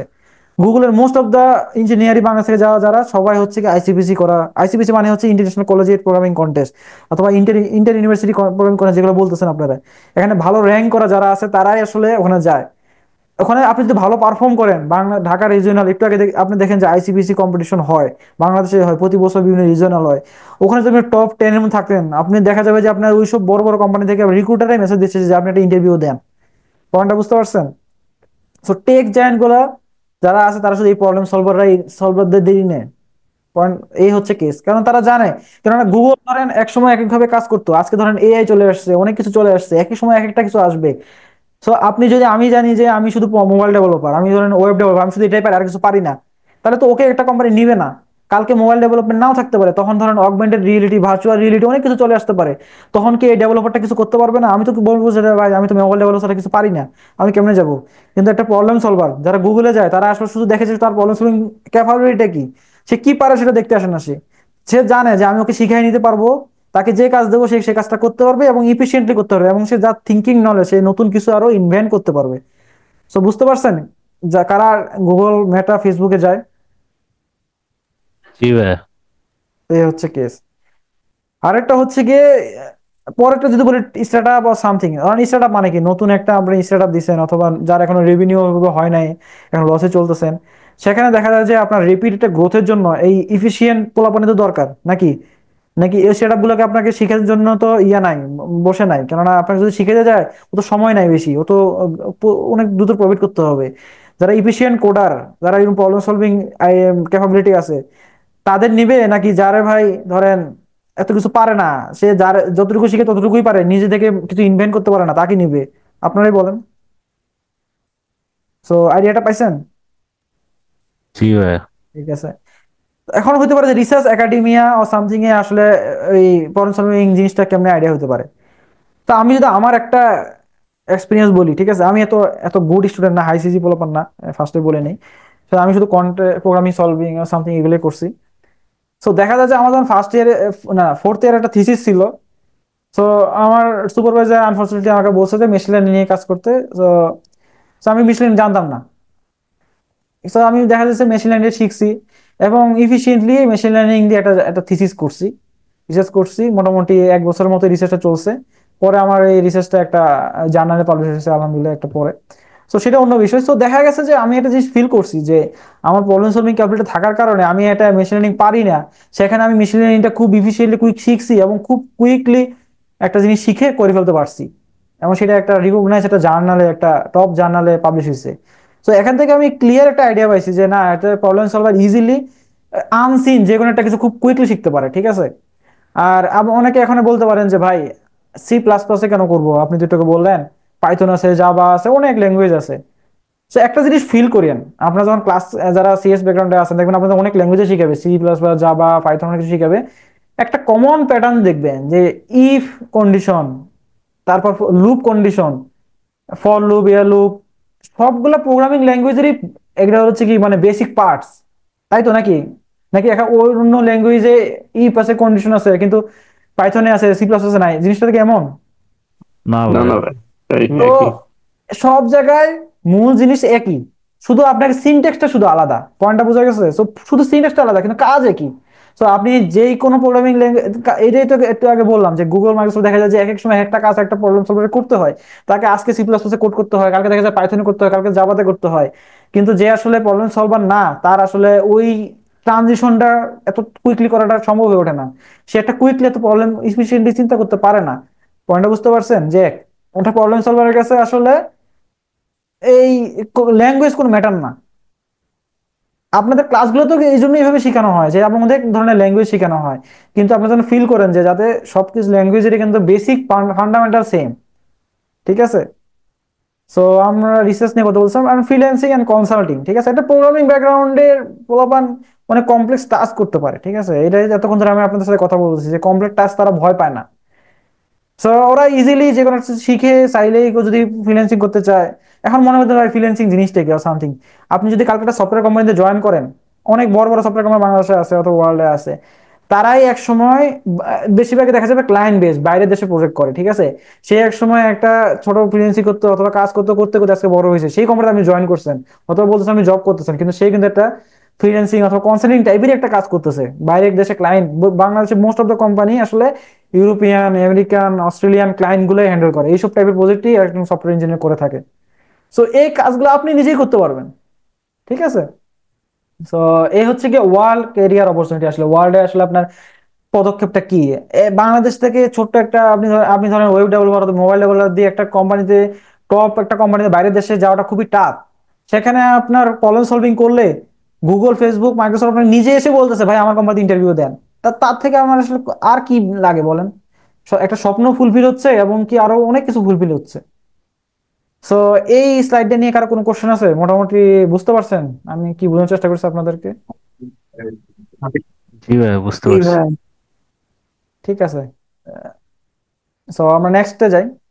সো এখন আপনার মনে হতে পারে যে ভাই এতক্ষণ তো আপনি এত কথা বললেন ওয়ার্ল্ড নিয়ে, আমি ওয়ার্ল্ডের তো যাবো বুঝছি, আমার ধরেন 2-3 বছর এক্সপিরিয়েন্স হলো, আমি ধরেন বাইরের দেশে যাব, বাংলাদেশে আমার অপরচুনিটি কি? আমি কালকেই ফ্রেশার হিসেবে বাইরে হইলাম, আমার অপরচুনিটি কি? পয়েন্টটা হচ্ছে এটা। তো আপনাদের এটা মনে করছেন না যে কালকে আমি ভার্সিটি থেকে বাইরে হলে আমার বাংলাদেশে অপরচুনিটি কি একজন প্রবলেম সলভারের? কারো কোনো কোশ্চেন আছে এই মাথায়? জি ভাইয়া, যাদের কারো কোনো কোশ্চেন? বেশিরভাগ ম্যাক্সিমাম দেশে থাকার ইচ্ছা আছে। হ্যাঁ, ঠিক আছে। সো বাংলাদেশে লোকাল টেক কোম্পানি অনেক ভালো করতেছে, ঠিক আছে। এর মধ্যে টাইগার আইটি, টাইগার আইটির নাম তো শুনছেন নাকি? কেউ শুনছেন কখনো নাকি শোনেন নাই? আচ্ছা, টাইগার আইটির নাম যদি শুনেও না থাকেন, তারা কি কাজ করছে এটা বললে তো অ্যাটলিস্ট বুঝবেন। জি ভাই। আমাদের যে এনআইডি আছে, ন্যাশনাল আইডেন্টিফিকেশন ডিপার্টমেন্ট যেটা আছে সামথিং, আমাদের যে ইলেকট্রনিক মানে ইলেকশন কমিশনের যে এনআইডি সার্ভার আছে, আমাদের যত আপনারা দেখবেন এনআইডি এখন কি করতে হয়, চোখের রেটিনা এবং ফিঙ্গারপ্রিন্ট সবকিছু তারা সংরক্ষণ করে এবং অনেক বিশাল ডাটা বেস সার্ভার আছে, অনেক ডাটা আছে, এবং এই এনআইডি সার্ভার আপনার অনেক ব্যাংক থেকে শুরু করে অনেক ডিপার্টমেন্ট গভর্নমেন্টের তারা অ্যাক্সেস করে। তারা সো এই এনআইডি কি মানে আপনার বাংলাদেশ 16 থেকে 20 কোটি মানুষের ডাটা হোল্ড করতেছে না? বিশাল একটা প্রজেক্ট না? জি ভাই। এই পুল প্রজেক্টটাই বানিয়েছে টাইগার আইটি, বুঝতে পারছেন? বাংলাদেশের মধ্যে এই হচ্ছে অবস্থা। তারপর হচ্ছে কি ইউনোসিস, এনোসিস, সেলিস, থেরাপ, এরা হচ্ছে কি ওয়ার্ল্ডের টপ টপ কান্ট্রিতে আপনার ক্লায়েন্ট বেস প্রজেক্ট করে এবং নিজের অনেক প্রজেক্ট করে। সো ওরা অনেক নাইস করতেছে। হ্যাঁ, তো স্যামসাং স্যামসাং বাংলাদেশ, একটা স্যামসাং এর একটা, লাকিলি বাংলাদেশে একটা স্যামসাং এর একটা সেন্টার আছে জানেন। এখানে যারা সফটওয়্যার ইঞ্জিনিয়ার হিসেবে জয়েন করা যায়, যেমন গুগল মাইক্রোসফট তো বাংলাদেশে নাই, একটা স্যামসাং এর একটা মতো টেক জায়ান্ট বাংলাদেশে একটা কোম্পানি আছে। সো এটা আসলে আপনার ঢাকা পান্থপথের এখানেই আছে। সো এখানে আসলে টপ বাংলাদেশের প্রোগ্রামাররা এখানে জয়েন করে। সো স্যামসাং এ আছে যে বাংলাদেশে, এটা নিয়ে কারো আইডিয়া আছে? সো না এটা কিন্তু ভাই না। এটা বাংলাদেশের স্যামসাং আর এন ডি বাংলাদেশ নামে পরিচিত। ইন্ডিয়া আছে স্যামসাং আর এন ডি, ইন্ডিয়া আছে। সো এটার মেইন হেডকোয়ার্টার আপনার কোরিয়াতে। আমরা সবাই জানি স্যামসাং কুরিয়ার, তাই না? সো হেডকোয়ার্টার কোরিয়াতে, ইউএসএ তে আছে। সো ওয়ার্ল্ডে মোটামুটি আপনার 13 থেকে 15টা কান্ট্রিতে আছে, তার মধ্যে বাংলাদেশ একটা অন্যতম কান্ট্রি। সো আমরা খুবই লাকি যে আমরা চাইলেই বাংলাদেশে একটা টেক জায়ান্টে জয়েন করতে পারি। ঠিক আছে। সো কাইট গেমস যেখানে আমি আসি, সেখানে আসলে ওয়ার্ল্ড ক্লাস কিছু প্রোডাক্ট নিয়ে কাজ করা হয়। টেকনোনেস্ট, টেকনোনেস্ট নিয়ে কারো আইডিয়া আছে? টেকনোনেস্ট কোম্পানিটা কি? আই থিঙ্ক জানা থাকার কথা না, কিন্তু আমি যদি এখন প্রোডাক্টের নাম বলি অনেকে সবাই চিনে ফেলবে। সো আপনারা ফুডি অ্যাপের নাম শুনছেন? জি ভাইয়া। জি শুনছি So, ভাইয়া। সেই ফুডি অ্যাপটাই হচ্ছে কি টেকনোনেস্টের। টেকনোনেস্ট হচ্ছে কি ইউএস বাংলা এয়ারলাইন্স এর একটা সিস্টার কনসার্ন, মানে একটা সিস্টার কোম্পানি। তারা এখন ফুডি থেকে শুরু করে ওয়ার্ল্ডের অনেক বড় বড় প্রজেক্টে কাজ করতেছে। সো এখানেও হিউজ পরিমাণ সফটওয়্যার ইঞ্জিনিয়ার নেয় তারা। হ্যাঁ, বিকাশ তো আর কিছু বলার নাই। সো ব্রেন স্টেশন 23 আর কি, সো ব্রেন স্টেশন 23 নাম শোনার কথা আর কি, তাদের হিউজ একটা এমপ্লয়মেন্ট বেজ আছে। শুনছেন কেউ ব্রেন স্টেশনের নাম? ঠিক আছে, সমস্যা নাই। সো এইগুলো হচ্ছে কি আসলে ওয়ার্ল্ড ক্লাস, বাংলাদেশের মধ্যে বসে আপনি ওয়ার্ল্ড ক্লাস কিছু কোম্পানিতে জব করার কিছু কোম্পানি আর কি। ঠিক আছে। সো এই লোকাল কোম্পানিগুলো আপনার ইন্টারভিউ প্রসিডিউরটা, যেমন টাইগার আইডি থেকে শুরু করে এখানে যে নামগুলো বলছি, প্রত্যেকটা কোম্পানির যারা ফ্রেশার্স নেয়, ঠিক আছে, তাদেরকে অবশ্যই এই গুগল, ফেসবুক, মাইক্রোসফটের মতোই ফার্স্ট 2টা থেকে একটা রাউন্ড আপনাকে এই কোডিং প্রবলেম সলভিং করে যেতে হবে। এমনকি এনোসিস, স্যামসাং, গাইড গেমস, তারা মাত্র আপনাকে প্রবলেম সলভ করতে দিবে। প্রবলেম সলভ করতে পারছেন, দেন আপনি জয়েন করেন, শেষ। প্রবলেমটা বুঝতে পারছেন?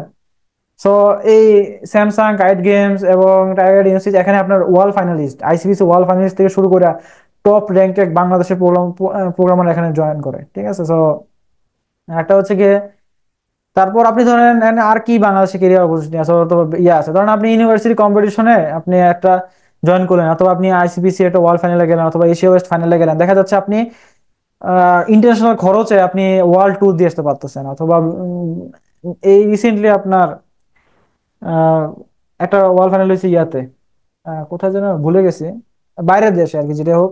তো ওখানে যাই, আমি কাজাকস্তানে হয়েছে, কাজাকস্তানে সবাই ইন্টারন্যাশনাল ট্যুরে যাইতে পারছে আর কি, ডিরেক্ট। তো আমাদের কাইট গেমস থেকেও 3জন গেছে। সো তারা ওয়ার্ল্ড ফাইনালিস্টে গেছে। সো এইভাবে আসলে ওয়ার্ল্ড ট্যুর একটা ইয়ে আছে। তো আরেকটা হচ্ছে কি, এই যে নেক্সট কন্টেস্টে এটা বললাম যে এইসব কন্টেস্টে আপনি পার্টিসিপেট করতে পারেন। আরেকটা হচ্ছে কি, আপনি ফেসবুক হ্যাকার কাপ হয়, অনেক কিছু হয়। আপনারা ফেসবুক চালান সবাই, ঠিক আছে, কিন্তু ফেসবুকের মধ্যে এরকম কোডিং কন্টেস্ট আয়োজন হয়, সেখানে যদি আপনি পার্টিসিপেট করেন, টপ র্যাঙ্ক করতে পারেন, গুগল আপনাকে ওখান থেকে জব অফার করে। পয়েন্টটা বুঝতে পারছেন? গুগলের একটা আগে হইতো, এখন রিসেন্টলি অফ আছে। সো ওখানে থেকে ডাইরেক্ট গুগল অফার করে। তারপর হুয়াওয়ে কন্টেস্ট আছে, হুয়াওয়ে চাইনিজ বেস একটা কোম্পানি, ওখান থেকে ডাইরেক্ট অফার আসে। ঠিক আছে। সো নেক্সট হচ্ছে গিয়ে স্যালারি। সবাই এখন মনে করবে ভাই স্যালারির বিষয়টা তো এত কিছু বললেন, আসলে স্যালারিটা কি, এইসব কোম্পানি আসলে কত স্যালারি দেয়? তো এটা তো আসলে সবারই একটা হট কোশ্চেন, তাই না? সো আসলে আমার, আমি এখানে যে পয়েন্টটা লিখছি যে স্যালারি মোটামুটি আপনার 50,000 থেকে শুরু হয়। সো এখানে যে কোম্পানিগুলো আছে একদম লোয়েস্ট দেখা যায় যে 50 থেকে শুরু হয়, কিন্তু এখানে কিছু কোম্পানি আছে যারা আপনার স্টার্টিং স্যালারি 60, 70, 80 থেকেও শুরু করে। শুধু একটা ফ্রেশার, সে কিচ্ছু পারে না, সে শুধু প্রবলেম সলভিং পারে, তাকে ডিরেক্ট কোম্পানিতে নিবে, তাকে হেলথ বেনিফিট থেকে শুরু করে অনেক বেনিফিট দিবে, তারপর হেলথ ইন্স্যুরেন্স, তারপরে গ্র্যাচুইটি ফান্ড, অনেক কিছু আছে, জিনিসপত্রগুলো দিবে। এবং মান্থলি তাকে ধরেন, এমনকি সফটওয়্যার কোম্পানিতে আমার মনে হয় শুধুমাত্র লাঞ্চ প্রোভাইড করে, খাবার দাবার প্রোভাইড করে। ঠিক আছে। তো এখানে আপনার ফুড তারা প্রোভাইড করবে। দিন শেষে আপনাকে মান্থলি কমপক্ষে একটা ফ্রেশার্সকে 50, 60, 70 কে এর মতো অফার করবে। তো এর থেকে আর কি লাগে? কিন্তু সে শুধুমাত্র আপনার এই প্রবলেম সলভিং আর কিছু জানে না। পয়েন্টটা বুঝতে পারছেন? এখন আমি যে কোম্পানিগুলোর নাম লিখছি, শুধু একটা প্রবলেম সলভিং দিয়ে আপনি প্রত্যেকটা কোম্পানিতে জয়েন করতে পারবেন। স্যামসাং তো আপনার শুধু ডিরেক্ট প্রবলেম সলভ করতে দেয়। আমরা যে প্ল্যাটফর্ম গুলোতে প্রবলেম সলভ করি অথবা প্রবলেম সলভ যে প্ল্যাটফর্ম গুলা সেম টু সেম আপনাকে প্রবলেম দিয়ে দিবে, বলবে 3 ঘন্টার মধ্যে সলভ করেন, 3 ঘন্টার মধ্যে সলভ করে চলে আসবেন। তারপর আপনাকে ইন্টারভিউ ডাকবে, এই কোশ্চেন এই টাইপের কোশ্চেন নিয়ে কিছু আলোচনা করবে, আপনি পারতেছেন সুন্দর মতো আপনাকে নিয়ে নিবে। এখানে যদি কেউ এক্সপিরিয়েন্স থাকে সেও আপনাকে এই সেম কথাটাই বলবে, এবং তারাও জানে যে আসলে এইসব কোম্পানির ক্রাইটেরিয়া গুলো কি। তো যে জানে একটা ফ্রেশার কত কিছু পারবে বলেন, কেউ সে পারবে না জানি, তাকে শিখাই নেওয়াতে পারবো আমি, এরকম পোলাপান দরকার আমার। ঠিক আছে, এ হচ্ছে কেস। তো প্রবলেম সলভার কেন কোম্পানিগুলো নিবে, এতক্ষণ তো আমি এগুলো আলোচনা করলাম, এবং বাংলাদেশে এইসব এখন তো খুব কম কোম্পানির নাম লাগছে, আরো অনেক কোম্পানি আছে যারা এরকম টপ টপ প্রোগ্রামারদের নেয়, যারা মিডিয়াম প্রোগ্রামার তারাও এইসব কোম্পানিতে অনেক ইজিলি চান্স পাইতে পারে। তো প্রবলেমটাই এটা যে আসলে আমরা যারা ফ্রেশার্স আছি অথবা যারা আমরা এখন ফার্স্ট ইয়ার সেকেন্ড ইয়ারে আছি, তাদের একটা সুবর্ণ সুযোগ। এত হতাশ হওয়ার কিছু নাই, ফার্স্ট ফোর্থ ইয়ারে যে চিন্তা করতে হবে না যে ভাই আমার চাকরি পাইতে হবে, চাকরি আপনার কাছে আসবে আর কি। তো সবাই অনেকে অনেক কিছু বলে যে ভাই আপনি এই ডেভেলপমেন্ট শিখেন চাকরি পাই যাবেন সামথিং। আমি এই একটা জিনিসের পয়েন্টের কথা বললাম, রিক্রুটাররা আপনার এসে বলবে যে, শুধু বাংলাদেশের রিক্রুটার না, ওয়ার্ল্ড রিক্রুটার এসে বলবে যে আপনি আমার কোম্পানিটার ইন্টারভিউ দেন। ঠিক আছে, তো আপনার যে ক্যাপাবিলিটি আছে, সো ফার্স্ট ইয়ার সেকেন্ড ইয়ারে একটাই সুবর্ণ সুযোগ যে প্রবলেম সলভিং জিনিসটা শুরু করা। আপনাদের ক্লাসের টিচাররাও দেখবেন আপনাদের এগুলো নিয়ে মোটিভেট করবে। শুধু এই ক্লাসের টিচার থেকে শুরু করে যারা আমাদের ফ্যাকাল্টিরা আছে তারা এই জিনিসটা একমত যে আসলে প্রবলেম সলভিং জিনিসটা কতটা ইম্পর্টেন্ট। একটা কম্পিউটার সায়েন্স ব্যাকগ্রাউন্ড হোক অথবা আদার সাইড থেকে কম্পিউটার সায়েন্স ব্যাকগ্রাউন্ডে আসুক, তাদের আসলে এই জিনিসটা কত ইম্পর্টেন্ট। কারণ একদম প্রবলেম সলভার একদম কম্পিউটার প্রোগ্রামিংই পারে যে কোনো কিছু সুইচ করতে, যে কোনো একটা প্রবলেম সলভ করতে, এবং সেই ইন্ডাস্ট্রিতে হোক, সে যেই ডেভেলপমেন্টই হোক। তো বুঝতে পারছেন কেন এত কম্পিটিটিভ প্রোগ্রামারদের এত ডিমান্ড। সো বাংলাদেশের পার্সিটিভ থেকে কি আর কোনো কোনো কোশ্চেন আছে, যে ক্যারিয়ার অপরচুনিটি নিয়ে কারো কোশ্চেন বলেন। আজকে আপনাদের ফিল ফ্রি, আপনারা আমাকে যে কোনো কোশ্চেন করতে পারেন। কারো কোনো কোশ্চেন নাই? না ভাই। মানে আমার কথা কি আপনারা নাইসলি বুঝে গেছেন নাকি আপনারা হ্যাঁ বুঝতেছেন? হ্যাঁ, বুঝতে পারছি বুঝতে জি ভাই, পারছি। আপনি এত সুন্দরভাবে বুঝাইছেন যে কোনো কোশ্চেনই নেই। কোশ্চেনই না। আই হাই, আপনারা তো দেখি অনেক পামদা। সরি সরি, না সমস্যা না, আমি এত ভালোভাবে বুঝাই নাই, আমার থেকেও অনেক বড় বড় মানুষজন আছে। আমি আসলে এটাই বললাম যে আমাদের ইনিশিয়েটিভ সহজ কোডিং ইনিশিয়েটিভটা এটাই যে আসলে আমরা ডিসকাস করি। মানে আমরা আসলে ক্লাস যেমন টিচার আসছে পড়ায় গেছে জিনিস, it is not like that. Basically we are discussing with students.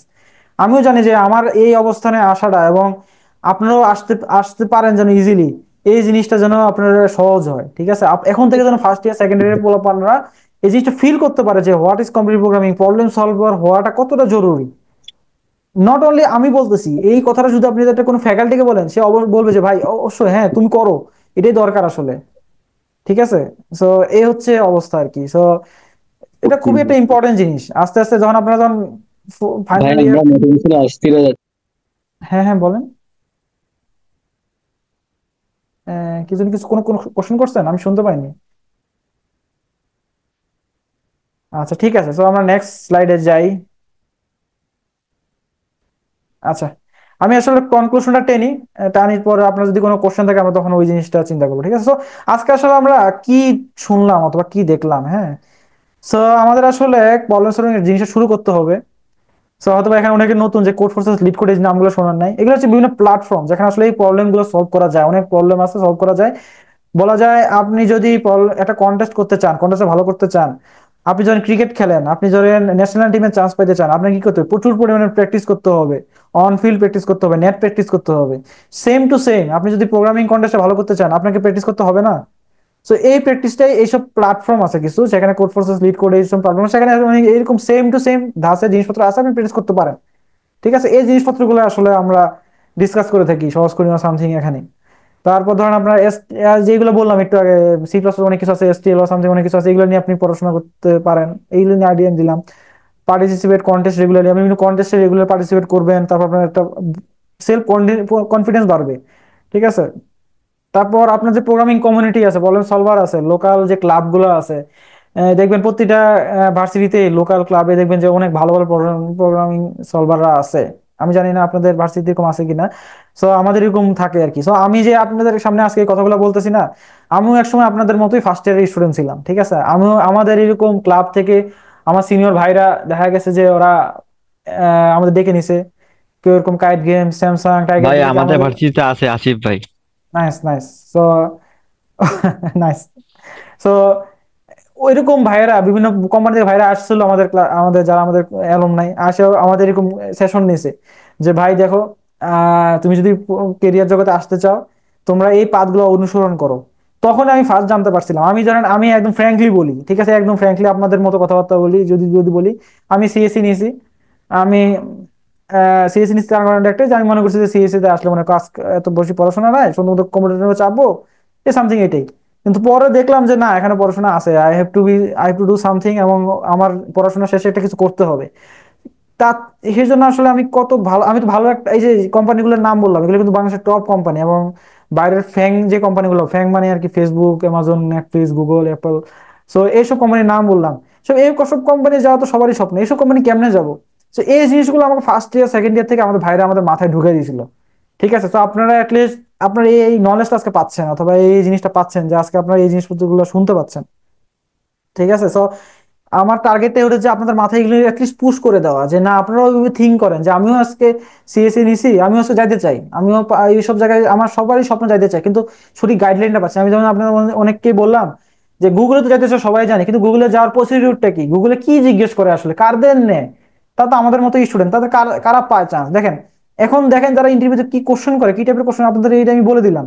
তো এই জিনিসগুলো আপনারা থিঙ্ক করেন অথবা বোঝার চেষ্টা করেন, দেখবেন যে না, তোমার মনে হবে যে না, কেরিয়ার জার্নি ইজ নাইস আর কি। ঠিক আছে, ইজিলি জিনিসগুলো করতে পারবেন। দেখা যাবে শুধু ক্লাসের পরে বললেন চলে আসলেন, মন it is not like that. ঠিক আছে, তো সবাই তো টিচার হতে চায় না, কেউ আসলে ইন্ডাস্ট্রিতে যাইতে চায়, অনেক হিউজ কাজ করতে চায়, অনেক বড় বড় প্রবলেম সলভ করতে চায়। যে একদিন কেউ চায় যে আমিও একদিন একটা ফেসবুক বানিয়ে ফেলবো, কেউ চায় যে একদিন আমি একটা ফুড পান্ডের মতো অ্যাপ বানিয়ে ফেলবো, ফুড পান্ডের মতো একটা স্টার্ট আপ দিয়ে ফেলবো। ঠিক আছে, সো এই জিনিসগুলা কেমনে হয়, সো এই জিনিসটা আসলে আছে আমার টার্গেট, যে আপনাদের মাথায় দেওয়া যে এগুলো করা উচিত।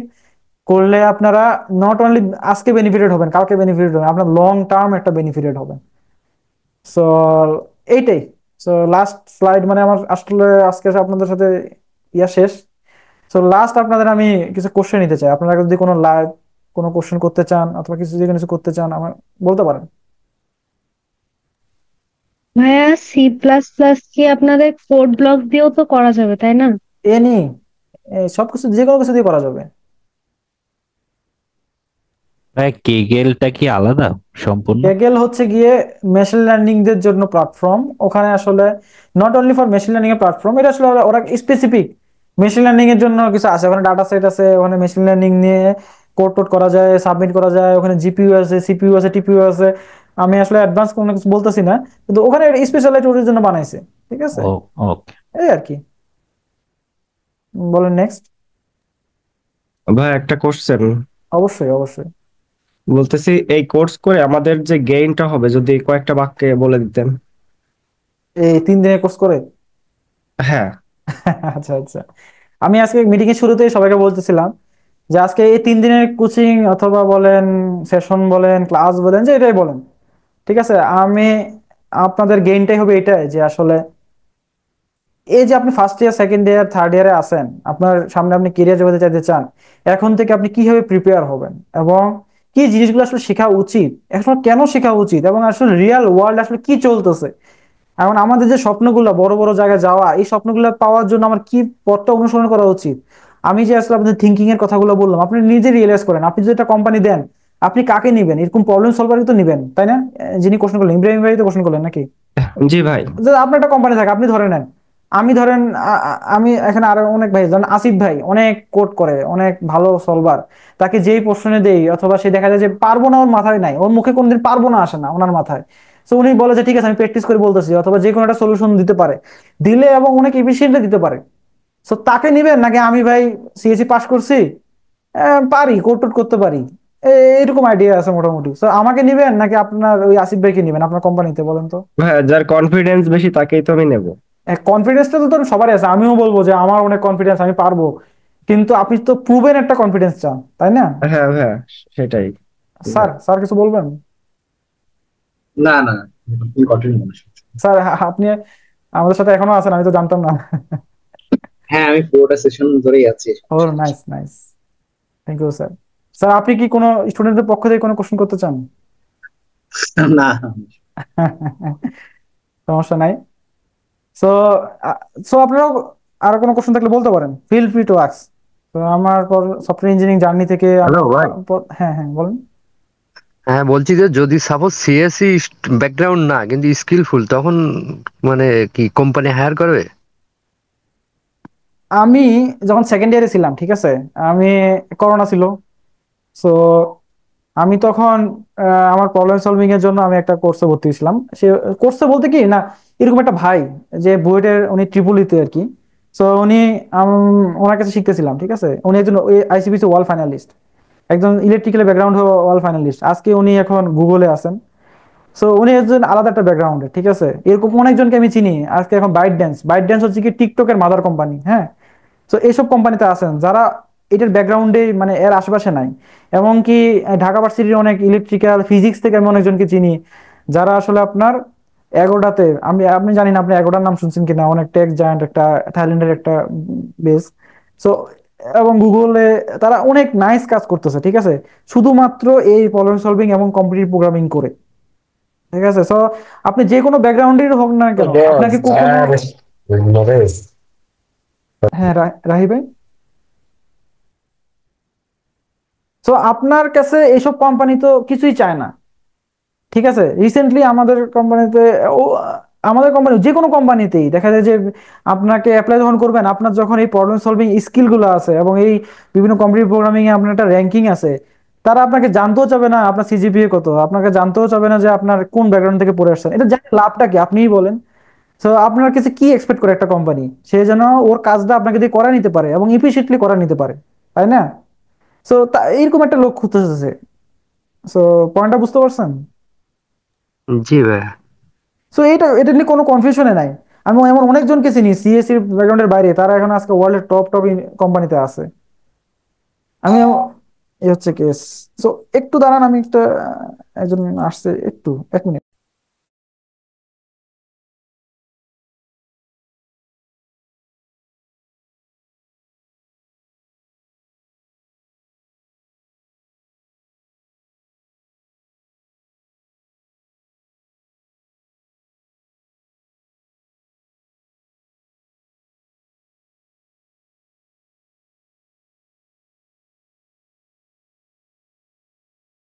Sorry sorry sorry for the interruption. হ্যাঁ বলেন, আরো কোনো কোশ্চেন থাকলে কোশ্চেন করেন। আপনাদের আজকে যত কোশ্চেন আছে সব করেন, কেননা আজকে একটা সুযোগ যে আপনারা একদম কোর লেভেলে জানতে পারবেন, তো জানতে পারতেছেন আর কি। সো অ্যাটলিস্ট আমার এক্সপিরিয়েন্স থেকে আমি আপনাদের বেস্টটা দেওয়ার আশা করতেছি আর কি। এই তো বলেন। ভাইয়া, সফটওয়্যার ডেভেলপার ছাড়া আর কি কি করা যায় আমাদের এই সিএসসি ব্যাকগ্রাউন্ড থেকে? অনেক কিছু। এই আপনি সফটওয়্যার ডেভেলপমেন্ট জিনিসটাই যদি বলেন, software development is not only software development. Software ডেভেলপমেন্টের অনেক পার্ট আছে। মোবাইল আছে, মোবাইলের মধ্যে অ্যান্ড্রয়েড আছে, আইওএস আছে, ক্রস প্ল্যাটফর্ম আছে। তারপরে যদি আপনি ওয়েবে যান, ওয়েব ডেভেলপমেন্টে তো অনেক কিছু আছে। Front end development, back end development আছে। ব্যাক এন্ডের মধ্যে দেখা যাচ্ছে যে আপনার specific Java development, Python developer, অনেক কিছু ডেভেলপমেন্ট আছে। তো এইটা তো শুধু আপনার, আপনি যে সফটওয়্যার ডেভেলপমেন্ট এটার কথা বললাম, এটার মধ্যে আপনার অসংখ্য ডিফারেন্সিয়েট আছে। এটা যদি বাদ দেন, আপনি ধরেন চান ডাটা নিয়ে কাজ করবেন, আপনি ডাটা সায়েন্টিস্ট হতে পারেন, ডাটা অ্যানালিস্ট হতে পারেন, অনেক ধরনের সেক্টর আছে। তারপর ধরেন আপনি এখন যে এমএল এর যুগ চলে আসছে, চ্যাট জিপিটি থেকে শুরু করে গুগলের জেমিনাই, তারপর রিসেন্টলি ডিপসেক চলে আসছে, তারপর অনেক চলে আসতেছে, ঠিক আছে। আপনার মনে হচ্ছে না আমি একটু এইসব নিয়ে কাজ করতে চাই, আপনি ধরেন মেশিন লার্নিং ইঞ্জিনিয়ার হতে চান, এসব আপনি মেশিন লার্নিং নিয়ে কাজ করতে পারেন। সো আপনি ধরেন বাইরের টপ ইউনিভার্সিটিতে পিএইচডি করতে চান, আপনি পিএইচডি করতে পারতেছেন ওয়ার্ল্ডের টপ ইউনিভার্সিটি, এমআইটি থেকে, বড় বড় কোম্পানি থেকে, ভার্সিটি থেকে ইয়া করতে পারতেছেন। অনেক কোশ্চেন থাকে, ভাই এমআইটি থেকে কি যাওয়া যায়? হ্যাঁ অবশ্যই যাওয়া যায়। আমাদের ভার্সিটি থেকে একটা সিনিয়র ভাই আছে যে ডিরেক্ট বাংলাদেশ থেকে শুধু অনার্স পাস করে এমআইটি থেকে গেছে, এবং বুয়েট থেকে শুরু করে অনেক টপ, এমনকি অনেক প্রাইভেট ইউনিভার্সিটি এনএসইউ ব্রেক থেকে ডিরেক্ট অনার্স করেই এমআইটিতে যায়, এমন অনেক স্টুডেন্ট আছে, ঠিক আছে। সো তারা এক্সট্রা মেরিটোরিয়াস স্টুডেন্ট, তারা অনেক ধরনের মানে আউটসাইডে অনেক কাজ টাজ করে, তার ট্যালেন্ট আছে, সে যাচ্ছে আর কি। সো এমনকি এগুলো না করেও আপনি অনেক টপ ইউনিভার্সিটি ওয়ার্ল্ডের, ইউনিভার্সিটি অফ টেক্সাস ইউনিভার্সিটি, তারপর ইউনিভার্সিটি অফ ক্যালিফোর্নিয়া, কানাডার অনেক ভালো ভালো ইউনিভার্সিটি, ইউরোপের জার্মানিতে অনেক ভালো ইউনিভার্সিটিতে আপনারা যাইতে পারতেছেন, ঠিক আছে। সো আপনার রিসার্চার হইতে পারতেছেন। সো হিউজ, মানে আপনার তো এখন যুগটাই চলতেছে আপনার আইটির যুগ। সো যে কোনো সেক্টরে হাত দেন না কেন আপনার অপরচুনিটি। আপু আপনার কোশ্চেনটা অ্যান্সার পাইছেন? জি ভাই, আর একটা কোশ্চেন ছিল, সেটা অবশ্যই। হচ্ছে যদি অনার্স আমি সিএসসি নিয়ে কমপ্লিট করছি, বাট এমএসসি যদি আমি বায়োমেডিক্যাল ইঞ্জিনিয়ারিং নিয়ে করি, সেটাও তো এর সাথে রিলেটেড, তাই না? আচ্ছা ধরেন আমি সিএসসি নিয়ে পড়লাম, হ্যাঁ সিএসসি তে আমাদের কি পড়ায়?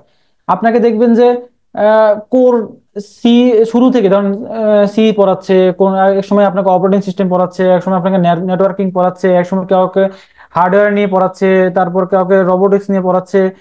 আপনাকে ফোর্থ ইয়ারে গেলে আপনাকে থিসিস তে আপনি ধরেন কেউ রিসার্চ বেস করতেছে, কেউ প্রজেক্ট বেস করতেছে। তো এক সময় মনে হলো যে না আমি একটু মেডিকেল সেক্টরে কাজ করতে চাই, মেডিকেল সেক্টরে অনেক রোবোটিক্স আছে, মেডিকেল সেক্টরে অনেক মেশিন আছে যেগুলোকে আমি অপটিমাইজ করতে চাই, এগুলো নিয়ে আমি কাজ করতে চাই। একটা সিএস ব্যাকগ্রাউন্ডের মানুষই তো এত ইজিলি একটা মেডিকেল ব্যাকগ্রাউন্ডে কাজ করতে পারে, ঠিক আছে? সো এমএসসি এবং পিএইচডি যখন আপনি করবেন দেখা যায় আপনি একটা স্পেসিফিক টপিকের উপর কাজ করেন, সো ওইসব জায়গায় আপনার এই সিএস ব্যাকগ্রাউন্ডের স্কিলটা অনেক নাইসলি ইমপ্লিমেন্ট করে আপনি এই এমএসসি এবং রিসার্চ করতে পারেন। হ্যাঁ, এই স্যার কারণে তো এখানে সাধারণত আপনার ওই মেশিন লার্নিং আর রোবোটিক্স তো অনেক ইম্পর্টেন্ট একটা কাজ হ্যাঁ করে। অবশ্যই এখানে তো কোডিং আছে তাই না, তো এই কাজটা তো আপনি অনেক নাইসলি করবেন আর কি তখন। জি রায়হান স্যার, স্যার আপনি যদি কিছু ইনক্লুড করতেন ওনার কোশ্চেনের উপরে। আচ্ছা, ঐশী কোন কোন ডিপার্টমেন্ট? স্যার, আদাব স্যার, আমি সিএসসি ডিপার্টমেন্টের 1-2 সি সেকশন। 1-2 C section. তোমার কোশ্চেন হচ্ছে যে তুমি সিএসসি করার পর বায়োমেডিক্যাল ইঞ্জিনিয়ারিং মাস্টার্স করতে চাচ্ছ, তাই? জি স্যার। হ্যাঁ, বায়োমেডিক্যাল ইঞ্জিনিয়ারিং মাস্টার্স সমস্যা নাই। বায়োমেডিক্যালের ক্ষেত্রে আসলে অনেক ভাস্ট কম্পিটিশন দরকার হয়, বুঝছো? আমরা বেসিক্যালি যারা এখন বায়োমেডিক্যাল ইঞ্জিনিয়ার আছে তারা আসলে বাংলাদেশের পার্সপেক্টিভে যদি বলি মেকানিক্যাল ইঞ্জিনিয়ার এবং টিপলিকে বেশি প্রাধান্য দেওয়া হচ্ছে ইদানিং বাংলাদেশের পার্সপেক্টিভ। বাট একটা বিশাল অংশ কিন্তু আমাদের সিএসসি গ্রাজুয়েটের দরকার হয়ে থাকে বায়োমেডিক্যালের ক্ষেত্রে। বায়োমেডিক্যাল ইঞ্জিনিয়ার যে সফটওয়্যার হোক বা যে হার্ডওয়্যার হোক, যে যেটা ইউজ করবে সেটা কিন্তু সিএসসি ইঞ্জিনিয়াররাই তৈরি করবে, ঠিক আছে? তো এখানে যে অ্যানালাইসিস বলো, মেডিকেল সেক্টর বলো, বা যে কোনো সফটওয়্যার অ্যানালাইসিস এর যে পার্ট, কিন্তু সিএসসি ইঞ্জিনিয়ার তারাই সম্ভব। কথা বুঝতে পারছো? তো জি sir, thank you sir. CSC sector থেকে তুমি ডাইভার্স, যে কোনো সেক্টরে তুমি ডাইভার্স হতে পারবে। ইটস আপ টু ইউ, তুমি আসলে কোন সেক্টরে যেতে চাও, ঠিক আছে? সিএসসি মানে কম্পিউটার সায়েন্স লাগে না ওয়ার্ল্ডে এমন কোন সেক্টর বর্তমানে নাই, ঠিক আছে? এনিথিংস তুমি নাসায় গবেষণা করবা সেখানেও কম্পিউটার সায়েন্সের ইয়ে আছে, ঠিক আছে? হ্যাঁ, সব জায়গায় আছে। তো এমন না যে তুমি সিএসসি পড়ে আসলে অন্য সেক্টরে ডাইভার্ট হতে পারবা না, এরকম আসলে না। বুঝতে পেরেছো? জি sir. Thank you sir, sir অনেক নাইসলি আসলে এক্সপ্লেন করছে জিনিসটা। সো এটাই আসলে আপনি এখন নট অনলি বায়োমেডিক্যাল, আপনি যদি এখন যে কোনো সেক্টরে হাত দেন না কেন সেখানেই অটোমেশনের দরকার পড়তেছে, সব জায়গায় অটোমেশনের দরকার পড়তেছে। দেখা যাচ্ছে যে সেখানে কিন্তু আপনার এই সিএস ইঞ্জিনিয়ার এগিয়ে আছে, ঠিক আছে? কেননা আমি নিজে আসলে বায়োমেডিক্যাল মাস্টার্স কমপ্লিট করেছি। Sir sir nice sir. Biomedical আমার মাস্টার্স কমপ্লিট, আর আমার পিএইচডি এখন running. Nice sir, great sir. তো স্যার তো আর ভালো বলতে পারবেন যে আসলে সিএস এর কত দরকার আসলে, এবং সে যদি সিএস জানে এবং তার যদি প্রোগ্রামিং নলেজ এবং পাইথন থেকে শুরু করে আরো কিছু ল্যাঙ্গুয়েজ জানা থাকে, দেখা যাচ্ছে যে সে আসলে আরো কয়টা স্টুডেন্ট থেকে ওইসব ডিপার্টমেন্টের স্টুডেন্ট থেকে সে আরো আরো অনেক এগিয়ে থাকে আসলে। এবং স্যার টিচাররা হচ্ছে চায় যে এই রিসার্চে আসার পরে দেখেন আপনি যখন রিসার্চ করবেন দেখা যায় যে সেখানে আপনাকে এইসব কাজ করতে হয়, তখন দেখা যায় এরা এই স্টুডেন্ট এই ব্যাকগ্রাউন্ডের স্টুডেন্ট অনেক আগাই থাকে। ঠিক আছে, তো আমরা একটু নেক্সট কোনো কোশ্চেন নেই। জি ভাই, আমার একটা কোশ্চেন আছে। অবশ্যই অবশ্যই। বলতেছি ভাইয়া, মনে করেন সিএসসি নিয়ে পড়ে যারা ভার্সিটির প্রফেসর হয়, অবশ্যই হ্যাঁ, এনরা কি চাইলে পারতো না যে ভালো ভালো আইটি ফার্মে জব করার? কিন্তু প্রফেসরের লাভ কি ভাইয়া? স্যার আপনি কি স্যার দিবেন? আমি তাহলে আমি পরে কিছু ইনক্লুড করবো চাইলে। প্রফেসরের লাভটা কি, তাই? জি কোশ্চেন কি স্যার। সেটা তোমার? শোনো, টিচিং প্রফেশন হচ্ছে এমন একটা জায়গা যেখানে সবসময় নতুন কিছু শেখা যায়, নতুন কিছু চ্যালেঞ্জ মোকাবেলা করা যায়, ঠিক আছে? তো জি স্যার। এখানে এমন একটা সেক্টর, এটা নোবেল প্রফেশন হয়েও, নোবেল প্রফেশন তো অবশ্যই, অ্যাজ ওয়েল অ্যাজ তোমার এখানে প্রতিনিয়ত তুমি নতুন কিছু শিখতে হবে, তোমার নিজেরই শিখতে হবে, অ্যাজ ওয়েল অ্যাজ শিখাতে হবে, ঠিক আছে? তুমি যদি নতুন কিছু না শেখো এবং নতুন কিছু না জানো, তাহলে কিন্তু তুমি ডেলিভার করতে পারবে, ঠিক আছে? তো তোমার জি কোশ্চেন হচ্ছে আমরা কেন আসলে টিচিং প্রফেশনটা বেছে নিয়েছি, ও মানে সফটওয়্যার ইঞ্জিনিয়ারিং বাদ দিয়ে। তো একটা হচ্ছে, যদি তোমার নলেজের ক্ষেত্রে যদি আগ্রহ থাকে, তাহলে টিচিং প্রফেশন তোমার জন্য। বাট এরকম যদি মনে হয় যে না, আসলে আমার পড়াশোনার প্রতি আর আগ্রহ নাই, আমি আপ টু ডেট থাকবো না, নতুন টেকনোলজি বা নতুন টুলস বা টেকনোলজি সম্পর্কে আমি আম, জানতে চাই না, বা নতুন কি কি ধরনের লেটেস্ট টেকনোলজি সম্পর্কে আমি করতে চাই না, হ্যাঁ, তাহলে আসলে তোমার জন্য টিচিং প্রফেশন না, ঠিক আছে? আমাদের এই সিএসসি সেক্টরে টিচিং প্রফেশন অনেক ভাস্ট নলেজ গেইন করতে হয়, ঠিক আছে? এবং প্রতিনিয়ত তোমার আপ টু ডেট থাকতে হবে, ঠিক আছে? দ্বিতীয় কথা হচ্ছে, প্রফেসরদের র্যাঙ্ক আসলে অনেক উপরে, বুঝছো? তো সফটওয়্যার ইন্ডাস্ট্রি তো ওকে, সফটওয়্যার ইন্ডাস্ট্রি তারা হচ্ছে বেসিক্যালি হচ্ছে তো প্র্যাকটিক্যাল ইমপ্লিমেন্টেশন আছে, হ্যাঁ, কিন্তু দেখবা তোমার যত জায়েন্ট জায়েন্ট যেসব প্রজেক্ট, যত টপ লেভেল প্রজেক্ট বা টপ নচ যারা প্রজেক্টে হেড থাকে, তারা না কোনো না কোনো ইউনিভার্সিটির প্রফেসর থাকে, ঠিক আছে? দেখবা হচ্ছে নাসার বড় বড় যে প্রজেক্ট গুলো, সেখানে কিন্তু দেখবা এমআইটির টপ নচ প্রফেসর আছে, তাদের আন্ডারে আসলে অনেক ডেভেলপার আছে, কিন্তু দেখবা যে এমআইটি এর টপ প্রফেসর, কারণ তারা আপ টু ডেট থাকে, হ্যাঁ, তারা প্রতিনিয়ত আপ টু ডেট থাকে, নতুন টেকনোলজি সম্পর্কে করে। তো আর আরো একটা বিষয়, বাংলাদেশের পার্সপেক্টিভে আসলে টিচিং আসলে কি বলবো, বাংলাদেশের পার্সপেক্টিভে আসলে টিচিং এর মূল্য আসলে তেমন নাই। তুমি যদি বাইরের পার্সপেক্টিভ চিন্তা করো, সেক্ষেত্রে টিচিং হচ্ছে ফার্স্ট ক্যাটাগরি, মানে টিচার যারা হয় তারা হচ্ছে ফার্স্ট গ্রেড অফিসারই হয়। বাট বাংলাদেশের পার্সপেক্টিভে কিন্তু টিচারদের কিন্তু ফার্স্ট গ্রেড ধরা হয়, হ্যাঁ, বাংলাদেশের পার্সপেক্টিভ হচ্ছে যারা গভর্নমেন্ট অফিসার, তাদেরকে কিন্তু ফার্স্ট গ্রেড ধরা হয়। ইভেন সফটওয়্যার ইঞ্জিনিয়ার হিসেবেও কিন্তু তুমি ফার্স্ট গ্রেড হিসেবে নাগরিক না, ইঞ্জিনিয়ারদের কিন্তু ফার্স্ট গ্রেড নাগরিক ধরা হয়। গভর্নমেন্ট অফিসার বা বিসিএস ক্যাডার যাদের, তাদেরকে ধরা। বাট বাইরের দেশে কিন্তু যারা হচ্ছে টিচার্স আছে, যারা টেকনোলজিক্যাল, বিশেষ করে লয়ার, ইঞ্জিনিয়ার, ডাক্তার, তারা হচ্ছে টপ গ্রেড, মানে টপ মানে সে থাকবে, যেটা হচ্ছে আমাদের পার্সপেক্টিভে বাংলাদেশে যে বিসিএস কর্মকর্তারা আছে, তারা এই সুযোগ সুবিধা পাচ্ছে বাংলাদেশের বা বাইরের দেশে কিন্তু উল্টো, ঠিক আছে? আমার মনে হয় তুমি আমার কোশ্চেন অ্যান্সার পেয়েছো। জি স্যার, বুঝতে পারছি, আমি ধন্যবাদ। আমি একটু অ্যাড করি আকাশ ভাই। সো স্যার অনেক নাইসলি আসলে জিনিসটা এক্সপ্লেন করছে। সো আপনার অনেক সময় মনে হতে পারে যে ভাই আমার পার্সপেক্টিভ থেকে বলি, ঠিক আছে? সো টিচার না হয় আমি যদি সফটওয়্যার ডেভেলপার হই, আমি অনেক টাকা ইনকাম করতে পারবো, হ্যাঁ, মানে এটা আমি ডাইরেক্ট এই কথা বলতেছি।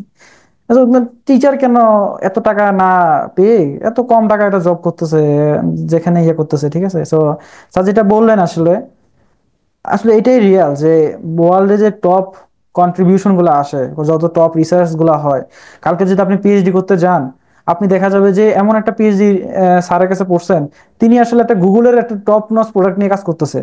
আপনি যে রিসার্চ ইনোভেশনটা থাকবে, সেটাই দেখা যাবে গুগলের কোনো সফটওয়্যার ইঞ্জিনিয়াররা সেটা ইমপ্লিমেন্ট করবে, কিন্তু সেই ইনোভেশনটা কে করতেছে? সেই টিচারটাই করতেছে, ঠিক আছে? ওয়ার্ল্ড ক্লাসে যদি আপনি স্যালারির দিক দিয়ে দেখেন, ওয়ার্ল্ডে আপনার টপ ক্লাস স্যালারি তারা পেয়ে থাকে, এবং দেশের একটা টপ ক্লাস সুযোগ সুবিধা তারা পেয়ে থাকে প্রত্যেকটা দেশে আর কি, শুধু বাংলাদেশে নাই তার মানে এটা হচ্ছে না যে টিচাররা এরকম না, কিন্তু ওয়ার্ল্ডে যাই দেখবেন যে টিচাররা হচ্ছে কি ফার্স্ট ক্লাসে, স্যার যেটা বললেন, ওরা একটা সম্মানীয় ক্যাটাগরি থাকে। নট অনলি আপনি ধরেন সম্মান সবকিছু বাদ দিলেন, যদি শুধু কম্পেয়ারই করেন সফটওয়্যার ইঞ্জিনিয়ারের সাথে, একজন পিএইচডি রিসার্চাররা প্রতি বছর এক একটা কোম্পানি থেকে গ্র্যান্ট হিসেবে একটা রিসার্চের জন্য হিউজ পরিমাণ টাকা পায়। আমার কথাটা বুঝছেন? আর একটা হচ্ছে কি, ধরেন এখানে অনেকে আছে যারা বাইরে যাওয়ার ইচ্ছা, দেখবেন যে আমাদের কয়জন সফটওয়্যার ডেভেলপার বাইরে যায়, দেখবেন যে আমাদের ইউনিভার্সিটি যত টিচাররা আছেন তারা দেখবেন খুবই নাইসলি রিসার্চ করে আস্তে আস্তে তারা পিএইচডি করতে বাইরে চলে যাচ্ছে। মোস্ট অফ দ্য টিচার দেখা যাচ্ছে বাইরে পিএইচডি করতে যাচ্ছে, অনেকে দেখা যাচ্ছে বাইরে গিয়ে সেটেল হয়ে যাচ্ছে, অথবা কেউ বাংলাদেশে এসে বাংলাদেশে কন্ট্রিবিউট করতেছে। দেখছেন তারা কিন্তু ইজিলি ওয়ার্ল্ডে চলে ছড়াই ছিটিয়ে যেতে পারতেছে একাডেমিশিয়ান হওয়ার কারণে। সো দেখা যাচ্ছে যে অনেকে দেখা যাচ্ছে সফটওয়্যার ইন্ডাস্ট্রিতে 7-8 বছর 10 বছর এমনকি 4-5 বছর পরে মনে হয় যে না একটু বাইরে যায়, দেখা যায় যে রিসার্চ প্রফেশন অথবা পিএইচডি প্রফেশন নিয়ে সে ইজিলি বাইরে চলে যেতে পারতেছে। সো এটা আমরা যদি টিচিং এর কথাও চিন্তা করি, এখানে কিন্তু হিউজ একটা অপরচুনিটি আছে, শুধু নট অনলি ফর টিচিং। সে একজন টিচার সবসময় শুধু টিচিং এ দেয় না, অনেক সে অনেক বড় বড় বড় রিসার্চ করতে হয়, তাই না? দেখুন আপনার যারা 4th ইয়ারে উঠবেন 3rd ইয়ারে উঠবেন দেখবেন যে আপনাদের রিসার্চ করতে হবে, থিসিস করতে হবে, তখন দেখবেন সেই ফিল্ডটা তখন পাবেন যে আসলে দেখবেন যে না আমরা শুধু যারা ডেভেলপার আছে আমরা জানি যে আমাদের অনেক এমন না যে অনেক কিছু করতে হয়, অনেক সময় দেখা যায় ছোট ছোট কাজও করতে হয় অনেক সময়, কিন্তু রিসার্চাররা টিচাররা অল দা টাইম তারা একটা থিঙ্কিং এর মধ্যে থাকে, তারা সবসময় ইনোভেশনের উপর থাকে। সো এখানে যারা আছেন, সো রিসার্চ কিন্তু একটা noble profession, not only noble profession, it is a huge responsibility, এবং এখানে হিউজ ইনোভেশন এন্ড অনেক কিছু আছে আর কি। এই তো। সো আর নেক্সট কারো কোনো কোশ্চেন? হ্যালো ভাই। হ্যাঁ হ্যাঁ হ্যাঁ মামুন হ্যাঁ ভাই বলেন। বলছি যে ওই আপনি যে প্রবলেম সলভিং যে বারবারই একই কথা বলছেন, এখন এই এর এর কোনো কি কোর্স বা হিট কোর্স টোটালি বাংলাদেশে কোনো আছে? যদি স্পেসিফিক ভাবে একটু মানে বলে দিতেন তো ভালো হতো। কোর্স বলতে মানে যেখান থেকে আমরা প্রবলেম সলভিং গুলো আসলে আচ্ছা আচ্ছা আমি করা যায়। আসলে বুঝতে পারছি। আসলে অ্যাকচুয়ালি আমি ভাইয়া কিছুই মানে এই মানে সিএস হ্যাঁ, শুধু ভর্তি হয়েছি কিন্তু কিছুই জানি না। আচ্ছা ঠিক আছে। প্রবলেম সলভিং জিনিসটা হচ্ছে গিয়ে সবই আপনার নিজের উপর, আপনি কত ইজিলি কত এফিশিয়েন্টলি আপনি জিনিসগুলো সলভ করেন, ঠিক আছে? সো বাংলাদেশে আসলে প্রবলেম সলভার কমিউনিটি আছে। So আপনি চাইলে তো একটু দাঁড়ান। আচ্ছা হ্যাঁ, সো আপনার অনেক কমিউনিটি আছে, আপনি শুধু ওদের সাথে অ্যাড হইতে পারেন। তারপর শুধু কিন্তু আপনি দেখবেন যে আপনার development, web development, app development অনেক কোর্স পাওয়া যাবেন, কিন্তু এই প্রবলেম সলভিং আর সামথিং এইগুলোর কোর্স পাওয়াটা কঠিন, কেননা যারা প্রবলেম সলভার তারা এমনিতে আপনার অনেক টপ ক্লাস কোম্পানিতে জব করতেছে, আর একটা হচ্ছে গিয়ে খুব কমই আছে যে আপনার এইসব নিয়ে শিখায়, ঠিক আছে? সো এই যে এই গ্যাপটা ফুলফিল করার জন্য আমি এই আমাদের যে সহজ কোডিং আছে সেখানে কিন্তু আমরা এই গ্যাপটা ফুলফিল করার জন্য আমাদের ইন্ডাস্ট্রি এক্সপার্টরা আছে যারা কম্পিটিটিভ প্রোগ্রামিং অনেক ভালো করছে, তারা যেমন আইসিবি ও ইন্টার ইউনিভার্সিটি প্রোগ্রামিং কলেজ যেগুলো আছে সেখানে টপ র্যাঙ্কে কমপক্ষে টপ 30, 40, 20-র মধ্যে আছে, যারা এশিয়া ওয়েস্ট ফাইনালিস্ট ছিল।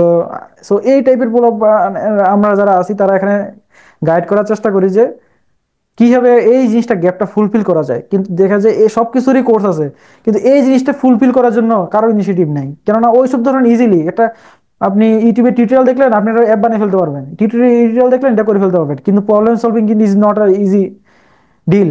সো আপনাকে একটা প্র্যাকটিস উপর যেতে হয়, এটা হচ্ছে একটা মানে একটা ব্রেইনের খেলা, ঠিক আছে? আমি তো শুরুতেই বলছিলাম যে এটা আপনাকে চিন্তার খেলা, চিন্তা করতে হয়। ইট ইজ নট লাইক যে আপনাকে একটা ডোজ দিয়ে দিবে আপনি এটা খাইলেন এটা হয়ে যাবে, it is not like that.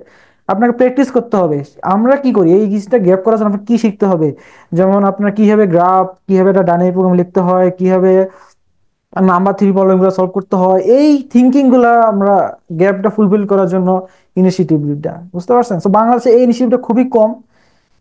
So সবাই বাজওয়ার্ড দেখতে পছন্দ করে, সবাই জানে আমি অ্যাপ ডেভেলপমেন্ট শিখবো, অ্যাপ ডেভেলপার হয়ে যাবো, সামথিং শিখবো, ঠিক আছে? কিন্তু আমি আপনাদের কিন্তু লং কেরিয়ার প্ল্যান দেখাইলাম, বড় বড় কোম্পানিগুলো কাদেরকে নেয় এটা দেখাইলাম।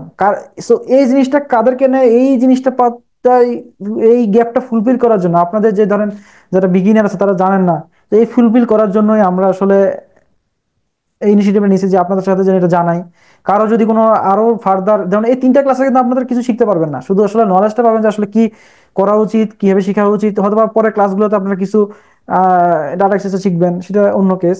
তো লং টার্মে দেখা যাচ্ছে যে ধরেন আমরা 3 মাসে 6 মাসে একটা কোর্স নেই আর সামথিং নেই, সেই কোর্সে আমাদের এরকম এক্সপার্টরা, ইন্ডাস্ট্রি এক্সপার্টরা এসে আপনাদেরকে এইসব টাইপের প্রবলেম সলভিং কিভাবে শিখতে হয়, এই বিভিন্ন ডাটা অ্যাক্সেস আছে, অনেক কিছু আছে, এফিসিয়েন্টলি কিভাবে সলভ করতে হয়, এই জিনিসগুলো শিখায়, ঠিক আছে?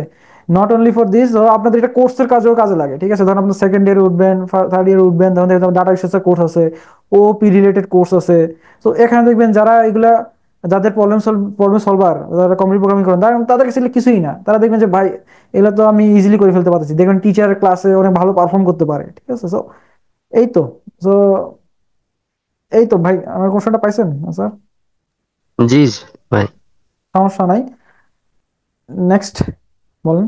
আমরা আর একটু বেশি সময় না নেই, সো আমরা আগামী 10 মিনিটের মধ্যে রেপ করে ফেলবো। সো বলেন আর কোনো কোশ্চেন থাকলে কারো। আসসালামু আলাইকুম ভাইয়া। হ্যাঁ ওয়ালাইকুম আসসালাম। ভাইয়া এই যে ভার্সিটির প্রফেসরদের ক্ষেত্রে মানে আমরা যদি দেখি আমাদের পাবলিক বা প্রাইভেট ভার্সিটি হুম হুম যেগুলো আছে হুম হুম। সব ক্ষেত্রেই তো মানে বেশিরভাগ প্রফেসরই ওনাদের ব্যাকগ্রাউন্ড চেক করলে দেখা যায় যে অতিরিক্ত মানে সবাই ইসের এই যে পাবলিকের স্টুডেন্ট থাকে, তো আমরা যারা ইসের জন্য প্রাইভেটের যেসব স্টুডেন্ট। এটার সাথে আমি কোনোভাবেই একমত না। আমি দেখতেছি যে এনএসইউ ব্রেক, আমি যদি বুয়েট ঢাকা ভার্সিটির কথা বাদ দেই, হ্যাঁ অন্যান্য ভার্সিটি অন্য এগুলোর সাথে তাল মিলিয়ে এনএসইউ ব্রেকের স্টুডেন্ট অনেক ভালো করতেছে। আপনি কি জানেন যে এনএসইউ ব্রেক, অস্ট, তারপর ইউআইইউ এখান থেকে টপ ক্লাস আপনার রিসার্চ পাবলিশ হচ্ছে, টপ ক্লাস পোলাপান বের হচ্ছে। আপনি যে আইসিবিসির কথা এতক্ষণ ধরে আমি বলতেছি, রিসেন্টলি দেখবেন আপনার ইন্ডিয়া স্ট্যান্ডিং এ দেখবেন ব্র্যাকের একটা ইউনিভার্সিটি অনেক ভালো করতেছে, রিসেন্টলি ব্র্যাক ওয়াল ফাইনালে গেছে। পয়েন্টটা বুঝতে পারছেন? সো সো আমি বর্তমানে বাংলাদেশে প্রাইভেট ইউনিভার্সিটি পোলাপানরা বেস্ট এডুকেশন পাচ্ছে, আমি যা আশা করি। আমার কোশ্চেনটা মানে শেষ হয়নি। হ্যাঁ হ্যাঁ বলেন বলেন। মানে এখানে যদি প্রফেসরদের কথা চিন্তা করতে চাই যে আমি চাচ্ছি আমি হলো ইসে প্রাইভেট ভার্সিটি থেকে কোনো একটা ভার্সিটির প্রফেসর হতে যাচ্ছি, কিন্তু সেখানে দেখা যাচ্ছে যে মানে অলমোস্ট সবাই হলো তাদের ব্যাকগ্রাউন্ড হলো পাবলিক থেকে আসা। হ্যাঁ হ্যাঁ হ্যাঁ বুঝতে পারছি। মানে আপনার কোশ্চেনটা হচ্ছে গিয়ে আমি একটা ইউনিভার্সিটি জয়েন করতে চাইতেছি, সো তারা আসলে আমাকে নিবে কিনা, আমি তো প্রাইভেট থেকে পড়ছি, তাই না? আপনার তো কোশ্চেন এরকমই। তো আসলে যারা বাংলাদেশে আসলে এটা গুরুত্ব নাই, তো ওরা আসলে কেয়ার করে না। তারা হচ্ছে বলা যায় একটা একপাক্ষিক চিন্তা করে যে আমাকে বুয়েটের স্টুডেন্ট বুয়েটের টিচারই হবে, সে অন্য কেউ হতে পারবে না, ঢাকা ভার্সিটি ঢাকা ভার্সিটি হবে। জিনিসটা শুধু বাংলাদেশি, হ্যাঁ। তো কিন্তু আপনি যখন বাইরে ওয়ার্ল্ডে যাবেন তখন আপনার ট্যালেন্টটা ভ্যালু করবে, তখন দেখা যাবে যে আপনি ওয়ার্ল্ডের টপ ইউনিভার্সিটিতে টিচার হয়ে যাচ্ছেন, সেখানে দেখা যাচ্ছে যে বাংলাদেশে আপনি ওই যে পাবলিক ইউনিভার্সিটি সেখানে টিচার হতে পারতেছেন না। তো এটা হচ্ছে কি একটা লাইক একগুয়েমি টাইপের জিনিসপত্র। কিন্তু আপনি ভালো মতো কাজ করে দেখা যাচ্ছে আপনি ওয়ার্ল্ডের টপ ইউনিভার্সিটিতে টিচার হতে পারতেছেন। তো এই থিঙ্কিংটা করার কোনো দরকার নাই। আরটা হচ্ছে কি আপনি বাংলাদেশ ভাইয়া বাংলাদেশ তো এখনো পর্যন্ত সেই সিজি আর পাবলিক ইউনিভার্সিটি দেখেই সব জায়গায় অবশ্যই চাকরি দেয়। আমি আর সেটাই বলতেছি, এই কোশ্চেন অ্যান্সার আমার থেকে আরো ভালো রায়ান স্যার বলতে পারবেন, উনি অ্যাটলিস্ট এই দিক দিয়ে এক্সপার্ট আর কি। স্যার ভাই যদি আমার এমএসসি কোনো ইসে পাবলিক ভার্সিটি থেকে হয়, তোমার কোশ্চেন হচ্ছে যে তুমি তুমি কোন ইয়ারে আগে সেটা বলবে। মারিয়া আক্তার, মারিয়া আক্তার না কি নাম? হ্যাঁ জি স্যার। হ্যাঁ তুমি কোন ইয়ারে আছো, কোন department? Sir second year. CSC? জি স্যার। আচ্ছা তোমার কোশ্চেন হচ্ছে যে তুমি বিএসসি কমপ্লিট করার পর এখানকার যে কোনো একটা ইউনিভার্সিটিতে, সেটা প্রাইভেট ইউনিভার্সিটি না পাবলিক ইউনিভার্সিটি সেটা মানে যে কোনো মানে আমার একটা ইচ্ছা আছে মানে ইউনিভার্সিটি টিচার হতে চাচ্ছ তাই তো? জি স্যার। ফর ইনফরমেশন আমি তোমাকে কয়েকটা আমাদের নর্থ ইস্ট ইউনিভার্সিটি কয়েকটা স্ট্যাটিস্টিক্স বলি। আমার আমার এক স্টুডেন্ট রংপুরে 30টা ইউনিভার্সিটিতে লেকচার হিসেবে আছে, আমার নর্থ ইস্টার্ন ইউনিভার্সিটি গ্রাজুয়েট। ওকে, তার একটা মাস্টার্স কমপ্লিট হয়নি, মাস্টার্স রানিং কুয়েটে থেকে, ঠিক আছে। আমাদের 3জন স্টুডেন্ট আছে ইউনিভার্সিটি অফ গ্লোবাল ইউনিভার্সিটিতে টিচার হিসেবে আছে, তার মধ্যে একজন অ্যাসিস্ট্যান্ট প্রফেসর আছে, ঠিক আছে, রিসেন্টলি হয়তো বাইরে চলে যাবে। তো এরকম অনেক এক্সাম্পল আছে। তো তুমি যেটা বলতেছো যে আমরা আসলে থেকে পড়াশোনা করে টিচিং প্রফেশনে ঢুকতে পারবো কিনা, তোমাদের সিনিয়ররাই কিন্তু টিচার হিসেবে আছে। জি স্যার বুঝছি। এই তো স্যার অনেক নাইসলি এক্সপ্লেইন করছেন। তো আর কোনো কোশ্চেন আছে কারো? ভাইয়া আমার একটা কোশ্চেন ছিল। অবশ্যই ভাইয়া মনে করেন আমার স্কিল আছে, হ্যাঁ হ্যাঁ, বাট আমার সিজি কম, হ্যাঁ সেক্ষেত্রে ভাইয়া ওই সিবি জবের ক্ষেত্রে হ্যাঁ, ভাই থাকে না শর্ত যে সিজি এত হওয়া লাগবে বা এত হওয়া কোনো লাগবে? সফটওয়্যার ইঞ্জিনিয়ারিং জবগুলোতে এত শর্ত দেয় না। আমি যে কোম্পানির নামগুলো এখানে উল্লেখ করছি না, একটা কোম্পানি আপনার সার্কুলারে সিজিপির কথা উল্লেখ করে না। স্কিল লাগলো না, স্কিল দেখাতে পারলে হচ্ছে। হ্যাঁ হ্যাঁ স্কিল দেখাতে পারো অবশ্যই, আমি এটা একটু আগে বলছিলাম আপনি কোন ডিপার্টমেন্ট, আপনার কত সিজি, এটা কেউ দেখে না, ঠিক আছে। এই যে স্যামসাং ব্রেন ইনস্টিটিউশন ইউনিভার্সিটি এমন অনেক আছে যারা ড্রপ আউট, ঠিক আছে, জানে না যে ও ক্লাস শেষ করছে কিনা সামথিং, সে কন্টেস্ট করছে, ভালো করছে, ভালো স্যার নলেজ আছে, তারপর ভালো প্রবলেম সলভার, আপনার কোনো কোম্পানি এমন অ্যাটলিস্ট সফটওয়্যার কোম্পানিতে অ্যাটলিস্ট এই সিজি নিয়ে ম্যাটার হয় না, পয়েন্টটা বুঝতে পারছেন? এখানে কখনোই সিজি জিজ্ঞেস করে না। তার মানে এই না যে আপনি এই আমার কথা শুনে সিজিপি বাদ দিয়ে দিবেন, আমার সিজি দরকার নাই something, it is not like that. CG আসলে উঠানো তো কঠিন না, আপনি যদি নিয়মিত ক্লাস করেন, আপনি যদি রেগুলার ক্লাসের স্যারদের কথা মনোযোগ দিয়ে শোনেন, এবং কি পরীক্ষার আগের দিন যদি আপনি সেই নোট গুলো পড়েন, তো তো এতই যথেষ্ট ভালো একটা সিজিপি আনার জন্য। কিন্তু ব্যাপারটা হচ্ছে কি, আমরা যারা স্টুডেন্ট তার ক্লাসে ঠিক মতো করতে চাই না, এটাই সমস্যা আর কি। মানে আমার কথাই যদি ডাইরেক্ট বলি, আমার সিজিপি অনেক কম। তো আমাদের এখানে সিজিপি উঠানো এত কঠিন না, 3.45 এটা উঠানো আসলে টাফ না। তো আর যদি সিজিপি, আমি এতক্ষণ যেটা বলতেছিলাম যে সিজিপি দরকার নাই জিনিসটা এমন না, সিজিপি মিনিমাম 3 তো রাখাই উচিত অ্যাটলিস্ট, যেন সেফ জোনে থাকা যায়। একদম যে একদম পড়াশোনাই করে না সামথিং, অ্যাটলিস্ট 3 রাখা উচিত। আর 3.45 তো পাওয়া কঠিন। আর কোম্পানিগুলোতে কখনো আপনার সিজিপি জিজ্ঞেস করে না।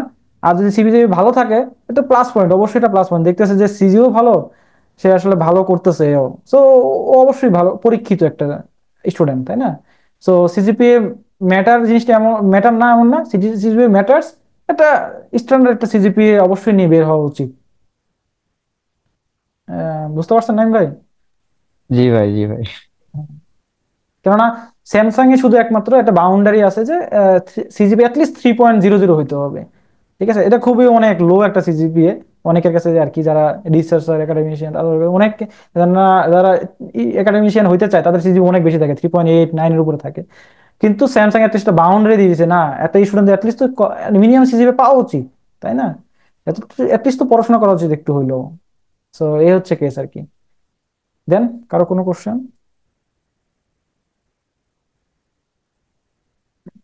ঠিক আছে, সো আমার, হ্যাঁ শিপলু ভাই বলেন। ভাই ওই কোড ফোর্সেসের মতো এরকম মানে বাংলায় কোনো সাইট আছে যেখানে প্রবলেম বর্ণনা করা থাকে? কেন Codeforces, AtCoder, CodeChef, এগুলো কি সমস্যা? এগুলোতে ইংলিশে বর্ণনা করা থাকে তো অনেক সময় বোঝা যায় না, এই জন্যই। এটা তো ভাই আমার একটা জানা আছে। টপ এস নামে একটা বাংলাদেশে ইয়ে আছে, ঠিক আছে? টপ এস নামে একটা ইয়ে আছে, এখানে একটু বাংলায় অথবা প্রবলেম স্টেটমেন্ট আছে। কিন্তু দিন শেষে তো আপনাকে কন্টেস্ট করতে হলে, প্রবলেম সলভ করতে হলে আপনাকে একটু না একটু ইংলিশ একটু পারতেই হবে, এবং আপনাকে কম্পিটিশন গুলাতে হোক, আপনি ইন্ডাস্ট্রিতে যান যেখানে হোক, একটু না একটু ইংলিশ তো পারতেই হবে, তাই না? তো আমার মনে হয় কি, বাংলা সাইটটা খুঁজে না দেখে একটু হলেও ওই স্কিল একটু ডেভেলপ করেন, এটা মনে হয় আমার কাছে বেস্ট হবে। কি বলেন শিবলু ভাই? জি ভাই। আজকে ধরেন পার পাই গেলেন, কিন্তু সামনের দিনগুলোতে তো একটু হলেও পড়তে হবে, তাই না? আর পারো তো নতুন বলেন। নতুন প্রবলেমের জন্য দেখা গেল কোনো একটা প্রবলেম বুঝতেছি না, ওটা প্র্যাকটিসের জন্য, এরপর প্র্যাকটিসে চলে আসলে তো আর কোনো সমস্যা না, নেই। এইটুকুর জন্য আছে বাংলাদেশের টপ এস নামে একটা ইয়ে আছে, .com আছে, আপনি দেখবেন টপ এস নামে সার্চ দিলেন ইন্টারনেটে পেয়ে যাবেন, TOPS, ঠিক আছে? এতটুকুই সো পেয়ে যাবেন। এই তো এই হচ্ছে কি। আরেকটা হচ্ছে কি, এখানেও দেখা যাবে যে আপনারা শুরুতে অনেক কিছু পারতেছেন না, দেখা যাবে যে আপনি ভাই বুঝতেছেন না, আমি তো প্রবলেম ইনস্ট্রুমেন্টই বুঝতেছি না কেমনে বুঝাই। সো এই জন্য আসলে প্রোগ্রামিং কমিউনিটি অথবা প্রোগ্রামিং সেশন অথবা আপনার সেখানে আপনি কোনো মেন্টর থাকলে সামথিং, আপনি প্রথম দিকে এই সমস্যাটা বেশি হয়, এটা প্রবলেমই বুঝতেছি না, সলভ করবো কখন। তো এই জিনিসগুলো, গ্যাপ গুলো ফিল করার জন্য আসলে একটা মেন্টর সামথিং, যে আপনার এই গ্যাপ গুলো ফিল করতেছে, অ্যাটলিস্ট প্রথম দিকে যদি আপনি এই পুশটা পাইয়া যান যে কেমনে একটা প্রবলেম পড়তে হয়, কেমনে সলভ করতে হয়, এই জিনিসটা যেটা বুঝে যান, 3 মাস 6 মাস পরে দেখা যাবে যে আপনি নিজেই করতে পারতেছেন, তাই না শিবলু ভাই? জি ভাই। এটাই আর কি। অনেক প্রবলেম দেখা যায় যে অনেক সোজা, কিন্তু পরে বোঝা যায় না, এরপরে মানে কেউ বোঝালে মানে বুঝলে দেখা ভালো গেল হয়। যে অনেক এই তো এই গ্যাপটা ফুলফিল করার জন্যই তো আজকে আমাদের ইনিশিয়েটিভ, আজকে আমাদের এই সহজ কোডিং এর ইনিশিয়েটিভ। আমরা সহজ কোডিং এর ক্লাসগুলো তো আসলে এইভাবেই নিতে থাকি, এইভাবে আমি যেমন আজকে আপনাদের সাথে যে কথাগুলো বলতেছি, যেভাবে বলতেছি, একদম ফ্রেন্ডলি বিহেভিয়ার, দ্যাটস এখানে সেটাই হয় আসলে। এখানে আসলে আমরা এইভাবেই ডিসকাস করি প্রবলেম, যে কোনো একটা প্রবলেম আমরা এইভাবেই একটা অ্যাটাক করি, এইভাবেই ডিসকাস করি কেমনে কি সলভ করা লাগবে, কি করা লাগবে, এই তো। বুঝতে পারছেন জি শিবলু ভাই, ভাই? ধন্যবাদ। ঠিক আছে, জি ভাই, ধন্যবাদ। আর কোনো কোশ্চেন কারো? ভাইয়া যদি ওয়েব ডেভেলপমেন্ট শিখতে চাই, তো তার জন্য মানে বেস্ট কোর্স কোনো একটা কিছু যদি সাজেস্ট করতেন। আপনি এখন কি সেকেন্ড ইয়ারে? জি ভাইয়া। আমার মনে হয় কি, মানে ভালো কিছু করতে হলে আমার মনে হয় কি, এখনই আপনি এইসবের দিকে না গিয়ে পড়াশোনাটা ভালো মতো করেন। আর একটা হচ্ছে কি, এই প্রবলেম সলভিং যেটা বললাম এটা ভালো মতো করেন। আপনি থার্ড ইয়ার ফোর্থ ইয়ারে ওঠার পরে ভালো একটা সময় পাবেন এই সব শেখার জন্য, ঠিক আছে?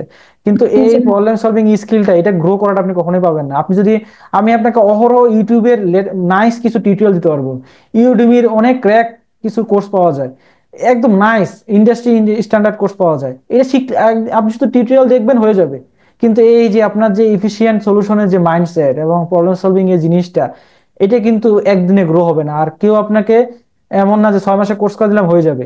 আপনাকে এটা প্র্যাকটিস করে করে করে কারো গাইডলাইন নিয়ে নিয়ে আস্তে আস্তে একসময় আপনাকে একটা জায়গায় যাইতে হবে, ঠিক আছে? এইভাবে আসলে আমরা আসছি, আমাদের সিনিয়র ভাইরা, ভার্সিটির ভাইরা এইভাবেই আমাদের গাইড করছেন। অনেক জায়গা থেকে আরো গ্যাপ থাকলে অনেক জায়গায় কিছু কোর্স করে নিছি। কিন্তু কোর্স এমন না যে কোনো প্রাতিষ্ঠানিক কোর্স কারো থেকে করে নিছি। দেখা যাচ্ছে ওই ভাই ভালো পারেন, ভাইরা বলছে ঠিক আছে আপনি আমাদের ভাই, তো আপনাকে একটু সম্মান দেবো, আপনি আমাদের শিখাই দেন সামথিং, এরকম হয়েছে।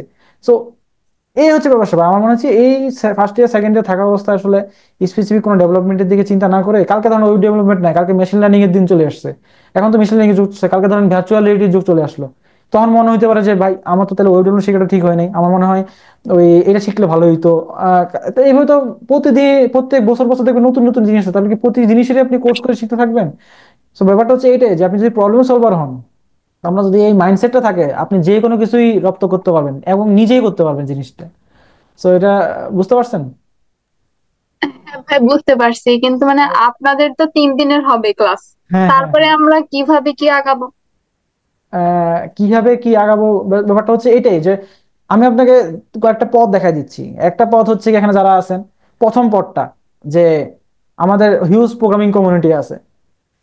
সো আপনি চাইলেই, কিন্তু প্রোগ্রামিং কমিউনিটিতে হিউজ, সো আপনি আসলে এখানে সুযোগ পাওয়াটা এবং এখানে প্রশ্ন করে অ্যান্সার করাটা খুবই টাফ। সো এটা একটা টাফ, কিন্তু এখান থেকে আপনি কিছু বেনিফিটেড হতে পারেন।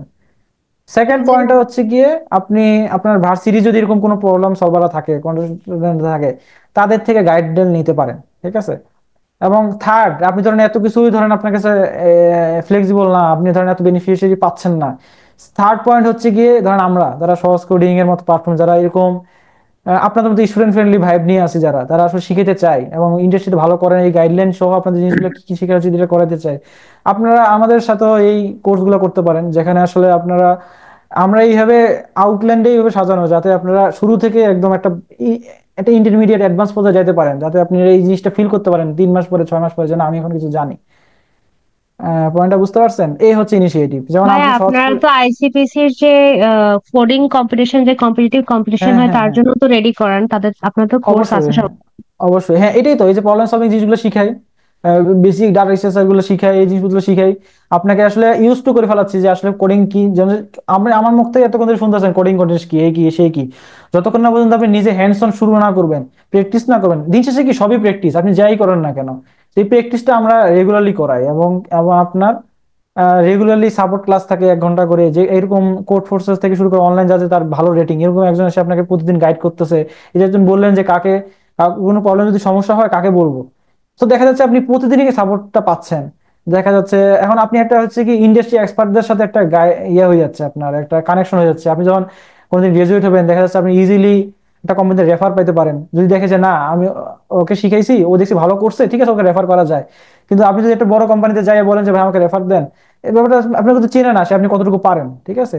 সো এই গ্যাপ গুলাই আসলে আমরা এখানে ফিল করার ট্রাই করতেছি আর কি। এই তো, বলেন আর কোনো কোশ্চেন আছে কারণ? সমস্যা নেই। আপনি রিসেন্টলি আমরা একটা কোর্স শুরু করছি, একদম বিগিনার ফ্রেন্ডলি, স্টার টু একদম মিড অ্যাডভান্স পর্যন্ত যাবো। রিসেন্টলি মনে হয় সহজ কোডিং থেকে লঞ্চ করছে আমি দেখলাম।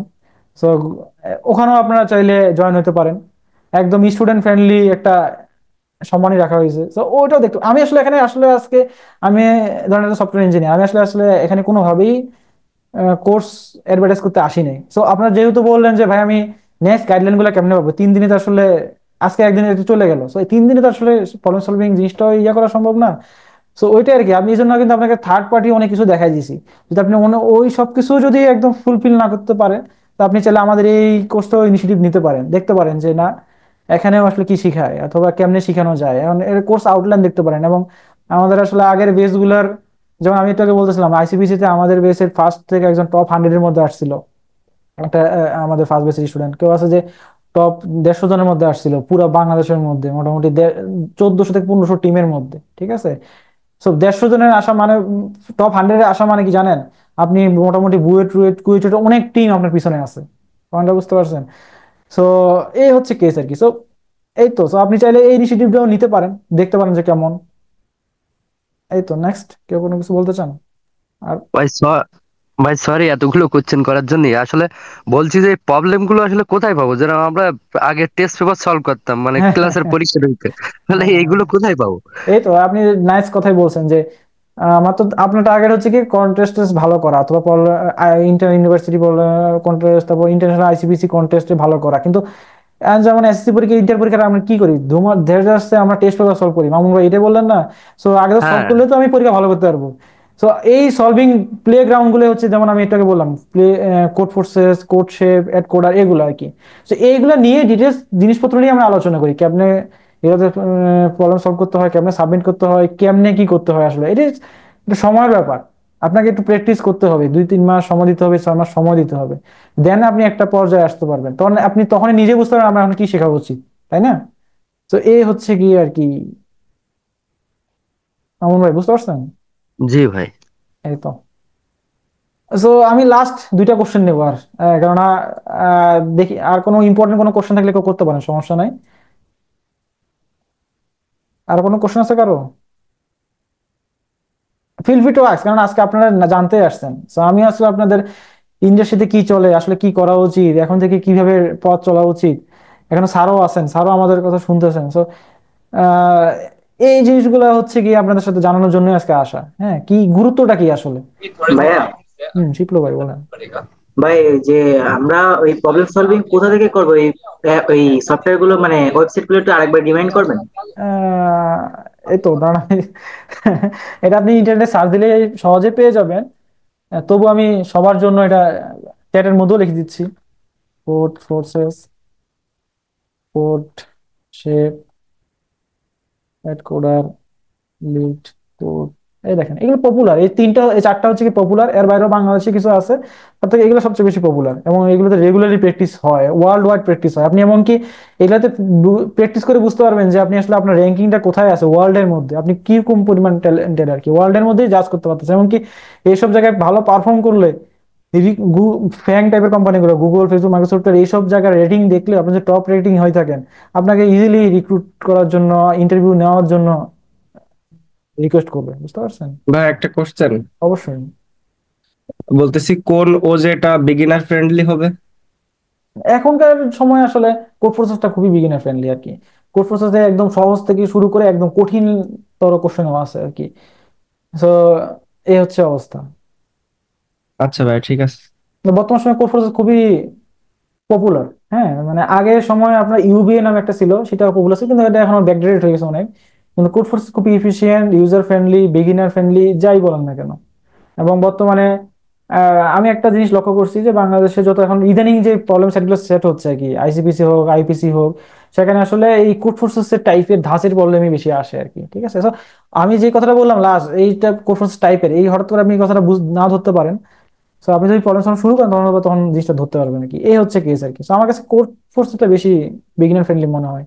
অ্যাড কোডারও আছে বিগিনার ফ্রেন্ডলি, কিন্তু এটা একটু ইউআইটা এত ফ্রেন্ডলি না আর কি, এই হচ্ছে কেস। হ্যাঁ, তারপর বলেন। সো আমরা আসলে র্যাপ আপ করি নাকি? কারো কোনো ইম্পর্টেন্ট কোশ্চেন থাকলে এখনো বলতে পারেন, সমস্যা নাই। কিন্তু সো আজকের ক্লাসের টার্গেটটাই ছিল এটা, যে আপনাদের কাছে পৌঁছায়া যাতে আমরা first year, second year, third ইয়ারে যারা আছেন তাদের জন্য একটা লাইফ গোল পান, যাতে আসলে এই যে আপনাদের স্বপ্ন যে ওয়ার্ল্ডের টপ কোম্পানিগুলোতে জয়েন করবেন, বাংলাদেশের টপ কোম্পানি জয়েন করবেন, তারা আসলে কাদেরকে নেয়, এই জিনিসগুলো আপনাদের কাছে জানানোর লক্ষ্যটাই হচ্ছে আজকে আমার। এবং এইভাবে কেমনে যাওয়া যায় এই পার্টটা দেখানো হচ্ছে। এই কাজটাই হচ্ছে কি আমাদের 3 দিন, আসলে এই কাজটাই। এবং 3 দিন হয়তো বা আজকে হয়তো বা প্রোগ্রামিং এর দিক থেকে কনসেপচুয়াল জিনিসপত্র আপনাদের বেশি বলছি, এই 3 দিনে হয়তো বা আপনাদের ওই কিছু জিনিসপত্র শেখানো হবে, এতটুকুই। এই 3 দিন তো আর আপনাদের সম্ভব না একটা ইয়ে করার জন্য। তো আমাদের ইনিশিয়েটিভে হচ্ছে যে এই স্টুডেন্টদের সাথেই যেন এইভাবে কোলাবোরেশন করে তারা যেন আমাদের থেকে বেনিফিটেড হয় এবং তারা যেন জানে। তো এই টার্গেটটা হচ্ছে এটা। হ্যাঁ, তো এই তো। সো আপনারা চাইলে আমাদের সহজ কোডিং এর পেজও ঘুরতে পারেন, ওখানে আমাদের রিসেন্টলি একটা কোর্স শুরু হয়েছে, কারণ কেউ যদি ইন্টারেস্ট থাকেন সেটাও ইনরোল করতে পারেন।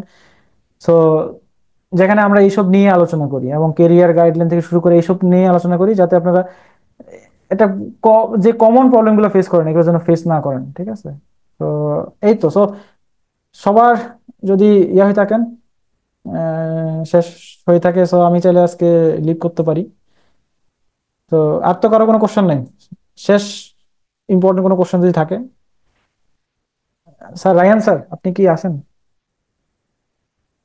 হ্যাঁ আমি আছি, বল। স্যার আপনি তো আমাদের ইনিশিয়েটিভ দেখলেন, এবং কম্পিটিটিভ প্রোগ্রামিং নিয়ে আমরা অনেক আলোচনা করলাম, ফিউচার স্কোপ নিয়ে বললাম। সো আপনি যদি আপনার পার্সপেক্টিভ থেকে স্টুডেন্টদের যদি এই বিষয় নিয়ে কিছু বলতেন যে এটা কেন আসলে দরকার, লাস্ট টাইম। আপনি তো আসলে অনেক সুন্দরভাবে এক্সপ্লেন করে দিয়েছেন আসলে।